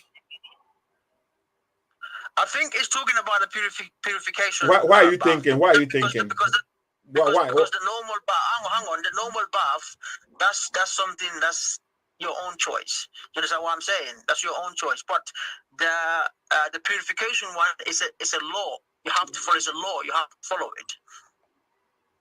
Mm. So do you do that every? It says once in every 7 days. Do you do that every once? Like, let me say the question. Do you do it once or you do it multiple times? Because it says once in 7 days. And if you do it more than once, are you not going against Muhammad's word? That is my question. I just want to know. Okay. That is talking about, in the sense here, to make sure that you are clean to every 7 days. This is what I understand that to be. Okay? But you're forgetting about the other ones I've mentioned to you. You're pretending where I said there's where you wash yourself normal, and that's your choice. It's on you. And there's ones where if you are in the state of impurity, you must wash yourself. Okay, you must wash yourself. Okay, and there's one where you do from every Friday just to make sure that you are in the state of purity before you go to Friday prayers. There's also one before you enter Mecca. In Mecca, you have to wash yourself before you enter. You know what I'm saying? But that one every 7 days is like just to make sure that you are clean to go to Friday prayers. So it's only for Friday. So apart from the Friday on, you don't have to do it any other day, right? Bro, I did also say to you, if you want, you can do it as much as you want. You know what I'm saying? The hadith is saying, at the end of the day, there's no limit. There's no limit to it. There's no limit to it. This is just if you're gonna purify yourself, there's no limit to it. It's like prayers in Islam. There's no limit to prayers. The only prayers that are limited are the compulsory ones. But the ones that are non-compulsory, you can do any prayers as much as you want. It's the same with cleaning yourself, except the compulsory ones. Okay, the hadith, this place is a compulsory one, and it's saying once in 7 days. So if I did it twice, I have gone against Allah. If I did it thrice, I have gone against Allah's commandment. Not true, because there's a hadith that says after the state of impurity, you have to wash yourself, and I can show it to you. I'm ready, and we are learning. After the state of impurity, you can wash yourself. I'm not talking about the normal bath. No, I'm talking about this impurity form you are talking about. If we are supposed to do it once in a week, listen to me before you talk, please. If you are supposed to do it once in a week, I am listening to you. Okay. If you are supposed to do it once in a week, and you do it 2 times in a week, you have gone against Allah's word. If you do it 3 times in a week, you have gone against Allah's word. It says once in a week. So, do you do it? That is one. And if you do it, how many times do you do it in a week? Okay, I'm gonna repeat it to you for the last time. I do ghusl if I'm in the state of impurity. In fact, every single Muslim does that when they are in the state of impurity, which means after sexual intercourse, after childbirth, after women's period, yeah, men's menstruation, yeah, you do this because it's a must, it's a compulsory. Okay? Are we clear with that? And I'll go to, are we clear with that? No, I'm not clear. I'm not clear. I have a question. So are you saying Oh my God. Are you saying let's say you have sexual intercourse today, this morning? You have to do ghusl. Yes. You have to do this bath, right? Yes. Before you pray, 100% you have to do it. Okay. And then if you have in the same day, you have in the evening, you have sexual intercourse, you have to do the same bath again. Yes, you and have then, to, yeah. And then 2 days later, you have to have the same bath. Yes. So that would be like three times in 7 days now already. This is what I'm telling you. Yeah, if you are in a state of impurity, you have to wash yourself. It's like going to the toilet. If you poo to the toilet, you wash your bum. Yeah, are you gonna leave it? No, but that's what he's trying to say. According to Prophet Muhammad, he is saying you should do that once in 7 days. Okay, once in 7 days, he's talking about just to make sure for Friday prayers. This is what he's talking about. Bro. So that means so okay, let me so listen. Hold on. Once again, out for you, then for you to know. Yeah, we are listening. I've let you speak for a while, okay? You're running away from me. No, hold on. Listen carefully. The Quran, right, couldn't guide you enough. He said you should follow Prophet Muhammad. So Prophet Muhammad is guiding you. Prophet Muhammad is the one guiding you. And he has given you the rules to follow, the regulations to follow. And Prophet Muhammad is saying, according to this statement, he didn't say every time you are sexually not purified, you should go and do this. He didn't say this. He is saying, according to the guidance, he is saying once in 7 days you should take this bath. That's what he said, once in 7 days. So if you are going according to your understanding that he is the guidance, he must know the reason why he's telling you to do this once in 7 days. There must be a wisdom behind it. But now you are now trying to say, no, Prophet Muhammad means whenever you are impurified, whenever you are not purified, whenever you have sexual intercourse, you have to do the ghusl. But that's not what he said. He said once in 7 days. So more than once in 7 days, if you are being critically, according to the hadith, once every time you go more than once in 7 days, which is logical, but to keep yourself clean, it is logical to have to take a bath every time. But you are the one who says you are following the wisdom of Prophet Muhammad, and that's what he said, once in 7 days, because there is a hadith where Prophet Muhammad had sexual intercourse with all his wives at one night and took only one bath. There is a hadith there. He only took one bath and had sexual relationship with his wives and took one bath, according to the hadith, not according to me. So if he says take bath once in 7 days, there must be a reason behind this. Okay, now you've spoken, right, Seth? Let me speak as well, please. Yeah. Now I've explained to you and I've told you, yeah.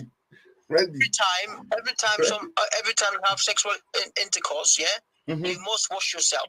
You must wash yourself. Where does he say that? Where does he say that? No, wait, Seth, let me finish, please. Okay. Let me finish, okay? Yeah. So if the Prophet ﷺ, like you said, was in the hadith, is true. He slept with all his wives in one night, yeah? If he had finished and washed himself once, that's okay. He doesn't have to have sex with them and then wash himself straight. No, because he was doing it when he did it, and he finished, then he can go on to himself. Did you hear that? After finishing the course. Okay. Wait, Bob. Are you really telling me it is a clean state? It's a clean thing to do to have a sexual intercourse with one woman, and then you transfer whatever happened between you bring it to the next woman without washing, and then whatever happened between you and the second woman, you bring it to the next woman. How is that hygienic? How is that even clean? Okay. And how do you know that he did not wash his private part? You are the one who. How do you know that? Now, how do you know he did it? Because he said he took one bath, and you acknowledge this. Bro, the one I'm talking about, the one I'm talking about is that when he's finished, when Muslims have finished sexual intercourse, completely finished, then they go and wash themselves. Where does it say that? Where is this guidance? We want to see. Give us references. I don't want your opinion. Seth, read chapter 4, verse 43. Read it out. Okay, let's read it out. Okay, let's see what the Quran says. Hold on. Let's read it out. It is on the screen right now. Okay, I've provided a reference for the people who don't know. So we are Quran chapter 4 verse number what? 43. Okay, let's read Quran chapter 4 verse 43.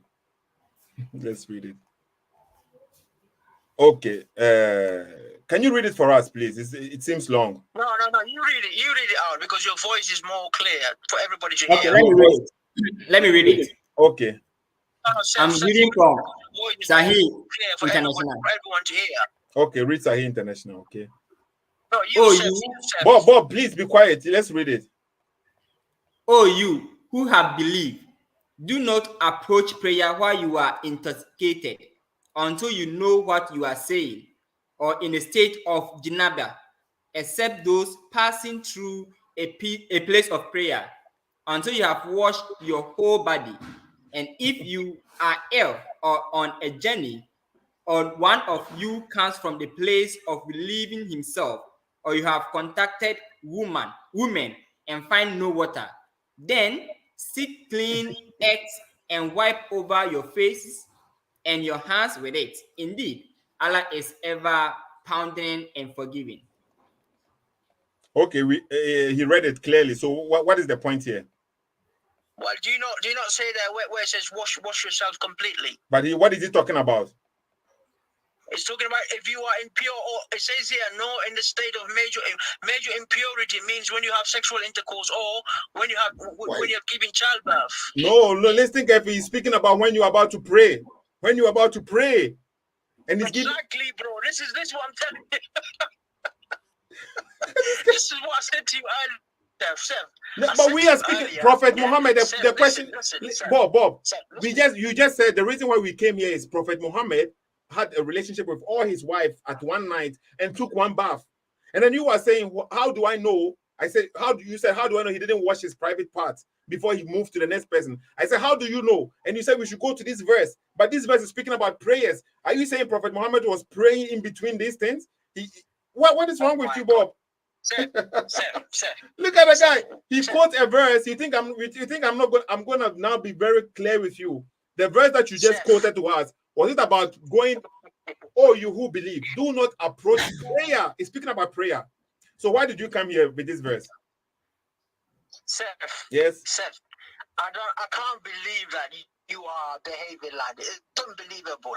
I said to you earlier, before you approach prayers in the state of impurity, you have to wash yourself. Yes. I said that, didn't I? Okay, you did. Okay, the verse here is saying the same thing. If you are in the state of impurity, you have to wash yourself. And wash yourself is ghusl. It's the ghusl, I'm telling you. Okay, but what does it got to do with the Prophet Muhammad with the 9 wives and one round, one bath? What does it got to do with this? Bro, we're talking about ghusl here. Which no. You see now, you see the logic here, people. People are being witnessed. Why did I quoted the verse about Prophet Muhammad, and then you are the one, this hadith about Prophet Muhammad, and you are the one who said we should go this verse because I told you he went from one woman to the next woman, and you say, how do I know he never washed his parts? And I said, how do you know?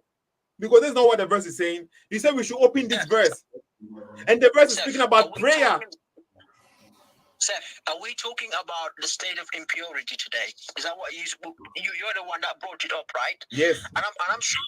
Look, I understand that one, but we're talking about the state of impurity here. You said to me, yeah, this and that, all your stuff that comes out of your mouth, okay? And I said to you, before we start praying, we have to be in the state of purity. We have to purify ourselves.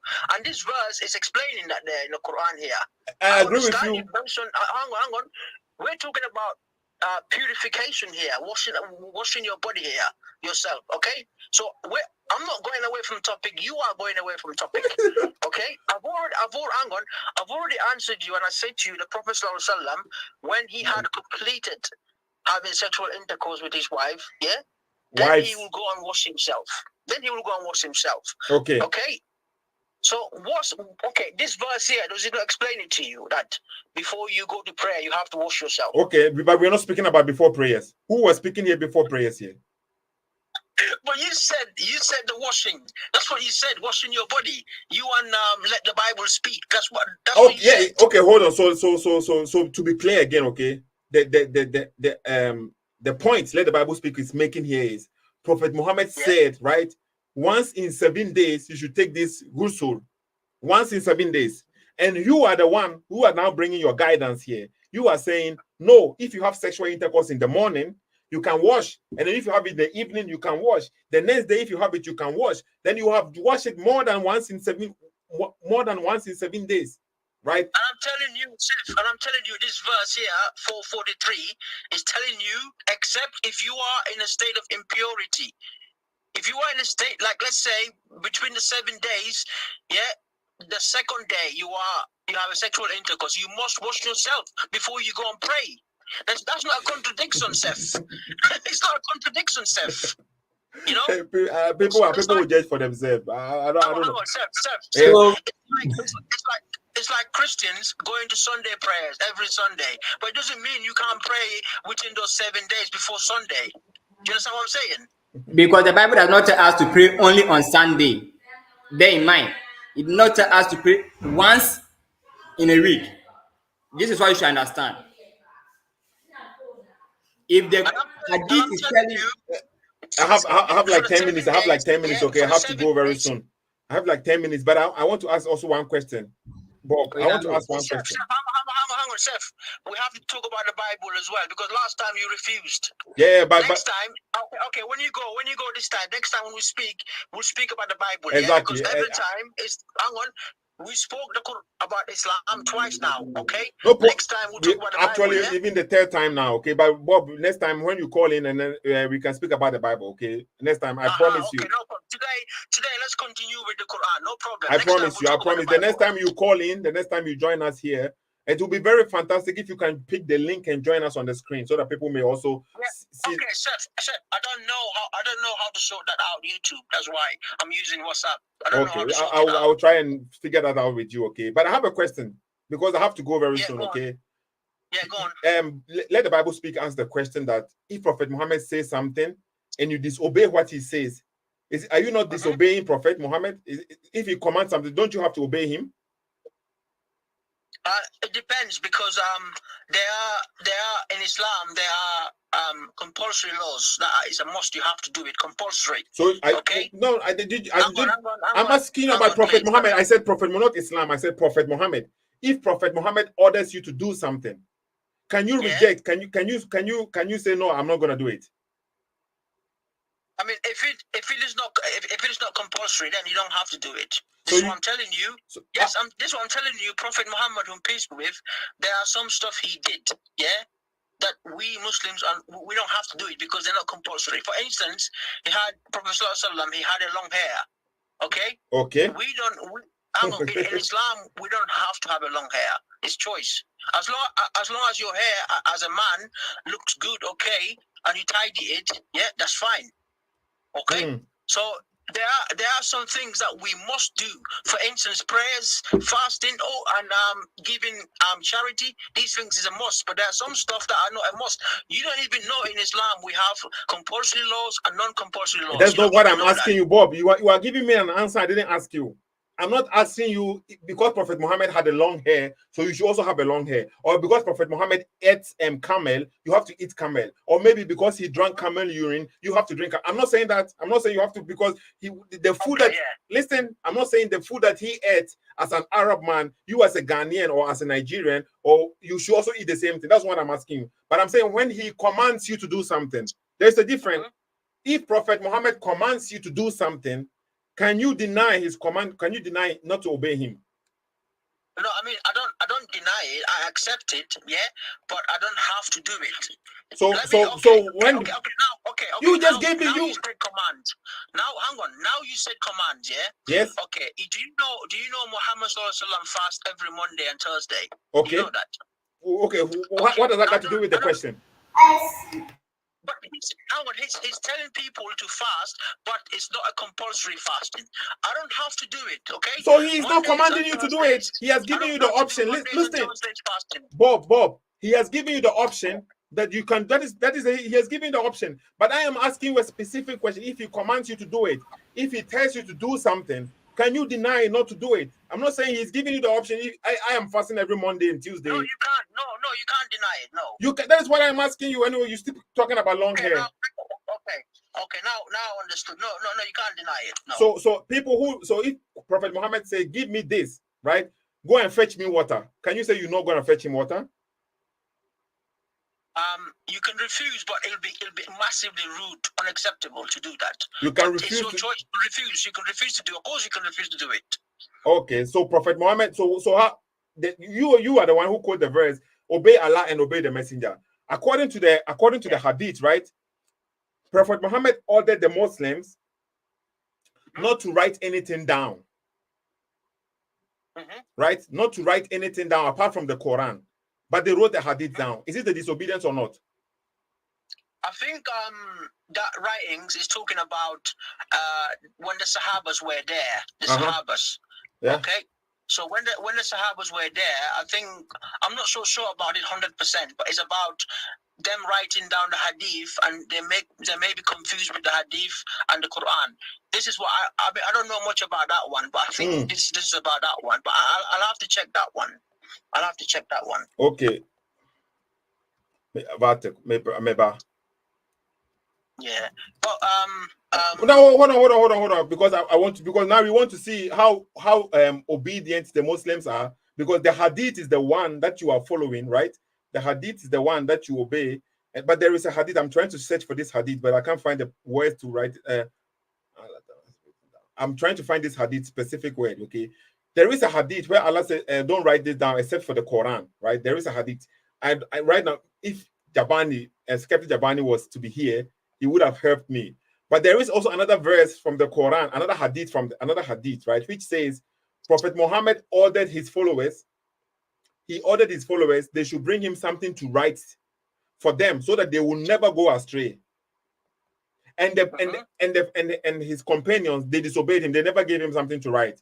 Why was that so? Chef, honestly, I don't know about that one. Okay, I have it here on the screen. Like a story I'm not aware of, so I can't really say much about that. Sahih I'm Buhari. only going to talk about the things I know. Okay, Sahih Buhari 7366. It is on the screen right now, right? Prophet Muhammad, who is the prophet of Allah, right? Who was saying, when the time of the death of the prophet approached, while there were some men, in the house, and among them was Umar ibn Khattab. The prophet said, come near, right? Listen, the prophet said to them, come near. Let me write for you a writing, after which you will never go astray. So when the prophet is making this kind of statement, so that the people will never go astray, do you think it has something to do with divine inspiration or not? So when you say writing, was it someone writing down for him? Because I can't see your video. Was it someone writing it down for him? I'll repeat what I said. I'm quoting exactly what he said because it is in a quotation mark. This is what Prophet Muhammad said. According to the statement, Prophet Muhammad said, come near, let me write for you a writing, after which you will never go astray. Quotation mark ended. So Prophet Muhammad, that's the statement he made. He wants to. He can't write. The Prophet can't write. But he said he can write. According to the statement, he can write. Well, if the hadith says that he can write, it's either it's a false hadith, or hang on, let me finish, or somebody was writing it for him there. Somebody was writing it to him, but because he can't read and write. The prophet said, listen carefully, I'm not the one speaking. This is Sahih Buhari. That's one of your authentic books. This is what I'm telling you, Seth. It's either a weak hadith, or when he was talking in the hadith, somebody was writing it down for him. It doesn't matter. It's not him, because he can't read or write. No, where did the Quran say Prophet Muhammad can read and write? Where did the Quran say that? It does in Surah. It doesn't. Bob. Ummiin doesn't mean he's illiterate in the sense of not being able to read and write. Ummiin only means that he is illiterate, or he does not know about the scriptures. They don't have any scriptures. They are illiterate about God. They don't have anything about God. That is what Ummiin means. It doesn't mean he's illiterate. The Prophet Muhammad, the best trader from Khadija, the one who is going around trading. Ummiin doesn't mean, that is why the people are called the people of the books, because they have books, scriptures. Prophet Muhammad and his people, they had no scriptures. That is why they are called Ummiin. That doesn't mean they are not illiterate. They are illiterate because we have a lot. This is not the only reference about Prophet Muhammad being able to write or read, right? So just focus on the statement. According to this hadith, it says it's Sahih Bukhari. You are saying the Sahih Bukhari, the authentic book, according to the Muslims, this is the most second authentic book. The Quran comes, then comes Sahih Bukhari, and then he says it is also still not authentic. And he follows this for guidance. Okay, Sahih Bukhari said, Prophet Muhammad said, come near so that I will write something for you, so you will never go astray. When Prophet Muhammad makes this statement, Sir, he can't read or write. I just told you that. it's easy. You're telling me Surah 7 157 is saying, which means he was ignorant about that stuff, but they were educated. Is that what you're telling me? The Prophet, and by the way, this is not talking about all Arabs. He's talking about Prophet Muhammad, Surah 7 157. He's talking about the Prophet Muhammad as an individual, not as a whole Arab people. So you're connected Arab people with something that's got nothing to do with them. Seth, you're telling me Prophet Muhammad can read and write? Okay. I am not the one saying, your own sources are saying it's on the screen. What is wrong with the guy? Your source is the one saying this. Okay, my time is up anyway. But I want you, because people have to see this hadith first before I leave. I have to go. My time is up. Okay. Let me speak with let the Bible speak. Let me finish reading the hadith. Okay, because you are the one who said, when the people don't obey what Prophet Muhammad said, right? They are disobeying. So according to your own statement, the companions of Prophet Muhammad, they didn't respect Prophet Muhammad. They disobeyed Prophet Muhammad because he was sick. Okay, let me clarify here. Let me finish the statement. Let's finish reading it. Okay, go on. Okay. So Prophet Muhammad said, come near. Let me write for you a writing after which you will never go astray. And Prophet Muhammad was not able to write this, which to me, I can say the Quran is not full because they didn't allow him to write. Let's continue. Ummah said the Prophet is seriously ill. So one of the companions, the right hand of Prophet Muhammad, said the Prophet is ill. And you have the Quran.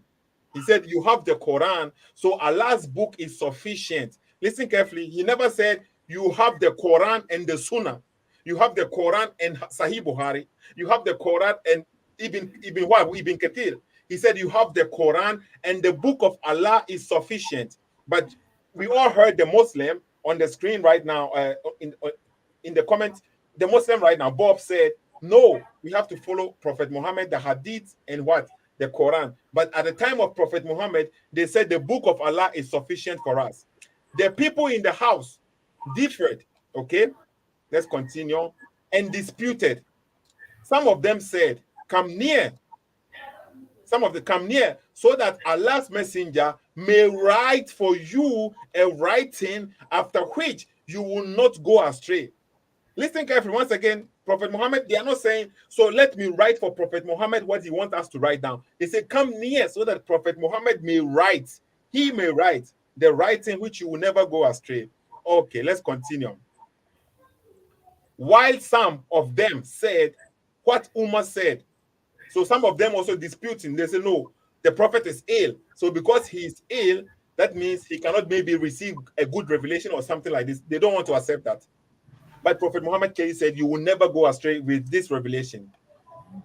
When they made much noise and differed greatly before the Prophet, because he was weak at the moment, he is sick, about to die. He was weak, he wasn't strong. So the people are now maybe disobeying him.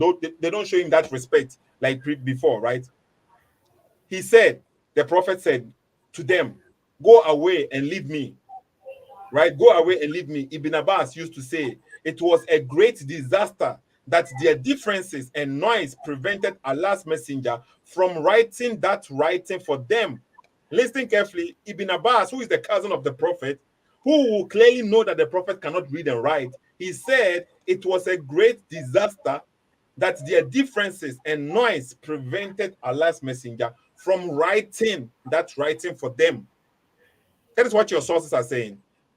Now you explain and let's move on. Okay, I have to leave. I've shown everything on the screen. You saw it with your eyes. Okay. Do you know that the Prophet ﷺ had people who write things for him? Yes, Okay, I know. so I know. He has scribes. No. Let me continue. He had people who write for him. People like Ali, Aisha, they write for the Prophet ﷺ. So But hold on. Are you saying the 6-year-old, the 9-year-old girl was writing for Prophet Muhammad? Is that what you are saying? See now, you interrupted me. I allowed you to speak. Yeah, but you are making no sense. Where is it? Aisha, Allow him. Allow him. So your own colleague is telling you to allow me because I've allowed you to speak. Seb, this is your problem, Seb. You don't allow me to respond because you're scared. Okay? Let me talk, please. Yeah, listen. The Prophet ﷺ, when he was about to die, Aisha was grown up. She did not stay 9 years all the time. So you've made a mistake there. How old? Also, oh my God! So you see how you interrupted me. Yeah, but he's lying. Let him make the point. How old? Stop this. Let me also explain my own way, like you did. Okay? Stop this, please. If I have a problem, if I answered wrongly, you can respond to me later, like I'm doing it to you now. Okay? Leave it until I'm finished. Okay. Ali, write down for him, and Aisha, and several other Sahabas, they do that for him. So when he says that come the Prophet to write down for you, it does not mean him. It might be the person that's writing down for him. Okay? So you've taken this to think is the Prophet ﷺ who's actually writing down physically. If I have a writer writing down for me, I can say, come, I can write something down for you, which means the writer will take my words. And then the writer will write down whatever I say, will write it down. But it does not mean I'm the one actually writing it down physically. Do you understand what I'm saying? Islamic teachings, all sources understand, including the Quran, says the Prophet Muhammad is not literate. He's illiterate. He can't read or write. He has people that write for him. Okay, so you may think, it's talking about Muhammad to write for him, to write for himself. No, it's talking about maybe the people who are writing for him down, are the ones who will take his words and write it down. Okay, and the hadith also you wrote, I need to check it and see whether it's authentic or not. Because there are some hadith that are actually fabricated. Do you understand what I'm saying? No, I don't. Okay? No, you don't. Okay, but now I've explained to you when it says the Prophet to write down to you, it's talking about the person that will do the writing for him, not actually him. Okay, so why didn't they write it for him then? But you said they disagree with each other. No, because if somebody was the one to write down, the reason why it was not written down because they didn't allow him to write. So if it was somebody in charge of writing, then he could have just dictated it to the person. Okay, but then how would that person write down? He has to speak, isn't it? It's like you speaking. Hang on. It's like you speaking, and then I write it down. So if they didn't allow it, then the Prophet cannot speak. Then no. Okay, listen, they did not. They did not only allow. They did not bring him the writing material. They didn't give him something to write. But he could have spoken it. He could have spoken it to them. Ali, write this down. Ali, do this, because that's what you are. Listen, you are the one who said he has people to write for him. So he only has to say, okay, I have a revelation. So this is something for you not to go astray. Write this down.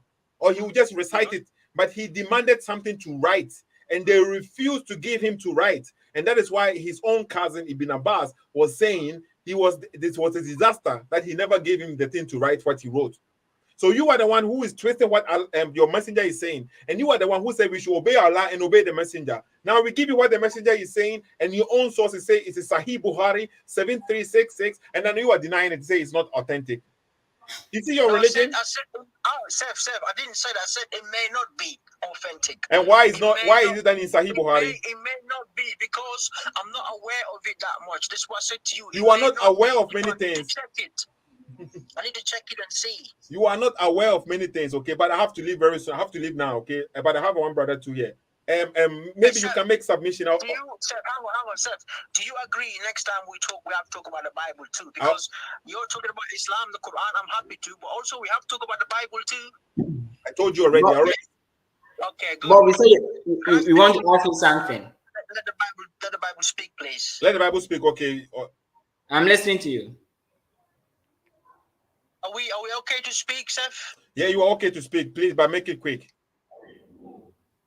No, I meant me and him, just me and him a conversation because you're going. Can I have his number and then we can speak, me and him, please? Oh, you mean right now? 0544. Yeah, like me and him, because you're going away. I want to continue our conversation, me and him. That's what I meant. No, okay. But let the Bible speak. Are you willing to give your number out? I'm ever ready. Okay, so maybe you can take the number down, okay, Bob? Text me because maybe he doesn't want people to hear his number. Text No, me. anybody can hear. Don't worry. He has no problem. It's Okay. Sorry, I didn't realize. I thought okay. you, Say, Bob, I Kasa, thought you would mind. give the area code. Okay, add the area code to it. Okay, what's his number, please? +233. Okay, plus Plus 2. 23. Hang on, plus 233. 544. 544. 515. 515. 921. 921 or 91? 921.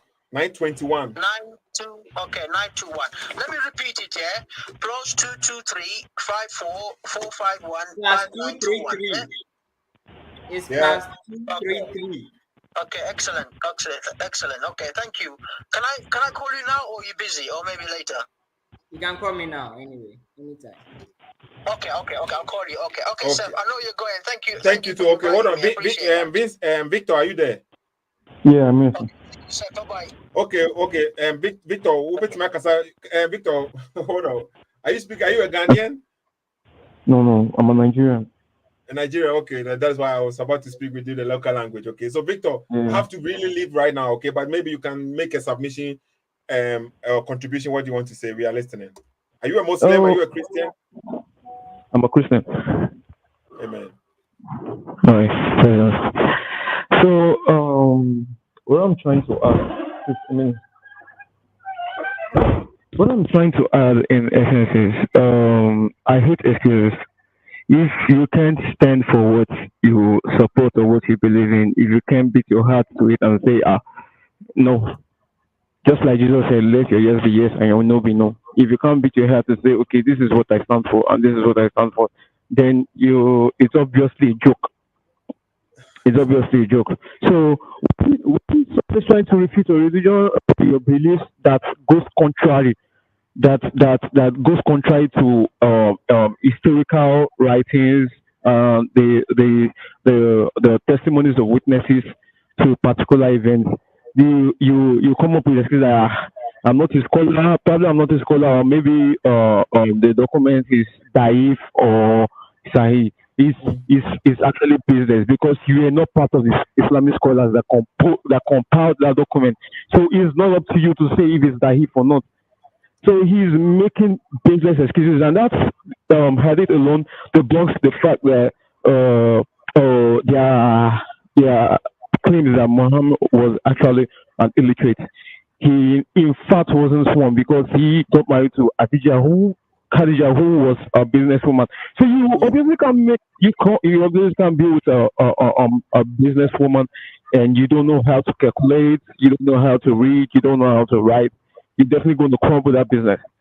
So this hadith alone says otherwise. This hadith alone says otherwise. So he doesn't know if the hadith is authentic. It's not up to him. He wasn't the one who compiled the hadith. He was not with the probably the 9th to the 10th century scholars. So after probably 200 years after Muhammad who compiled the hadith, it's not up to him to decide if the hadith is daif or not. I noticed you kept giving him the references and he kept judging and seeing from the obvious facts that is displayed on the screen. And another thing I need to add is the belief that Muhammad is a prophet. Maybe I don't know the true definition of the word prophet. So maybe someone has to help me help me with it. Maybe I don't know the true definition of the word prophet and the Muhammad and hygiene. Muhammad, when it comes to hygiene, is is zero. Muhammad is unhygienic. Muhammad is hygiene. Muhammad is zero. You should. I don't know. Maybe I joined late. I don't know. You remember the hadith where he had to perform wudu from the well with dogs and menstrual pads and all that. Did you give him the? Yeah. I know that hadith. I know that hadith. But you want the reference?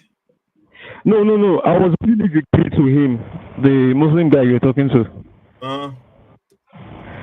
No, I'm asking if you gave him the hadith to read. No. I didn't. Because I didn't even give him that hadith. I didn't give him that hadith. Okay.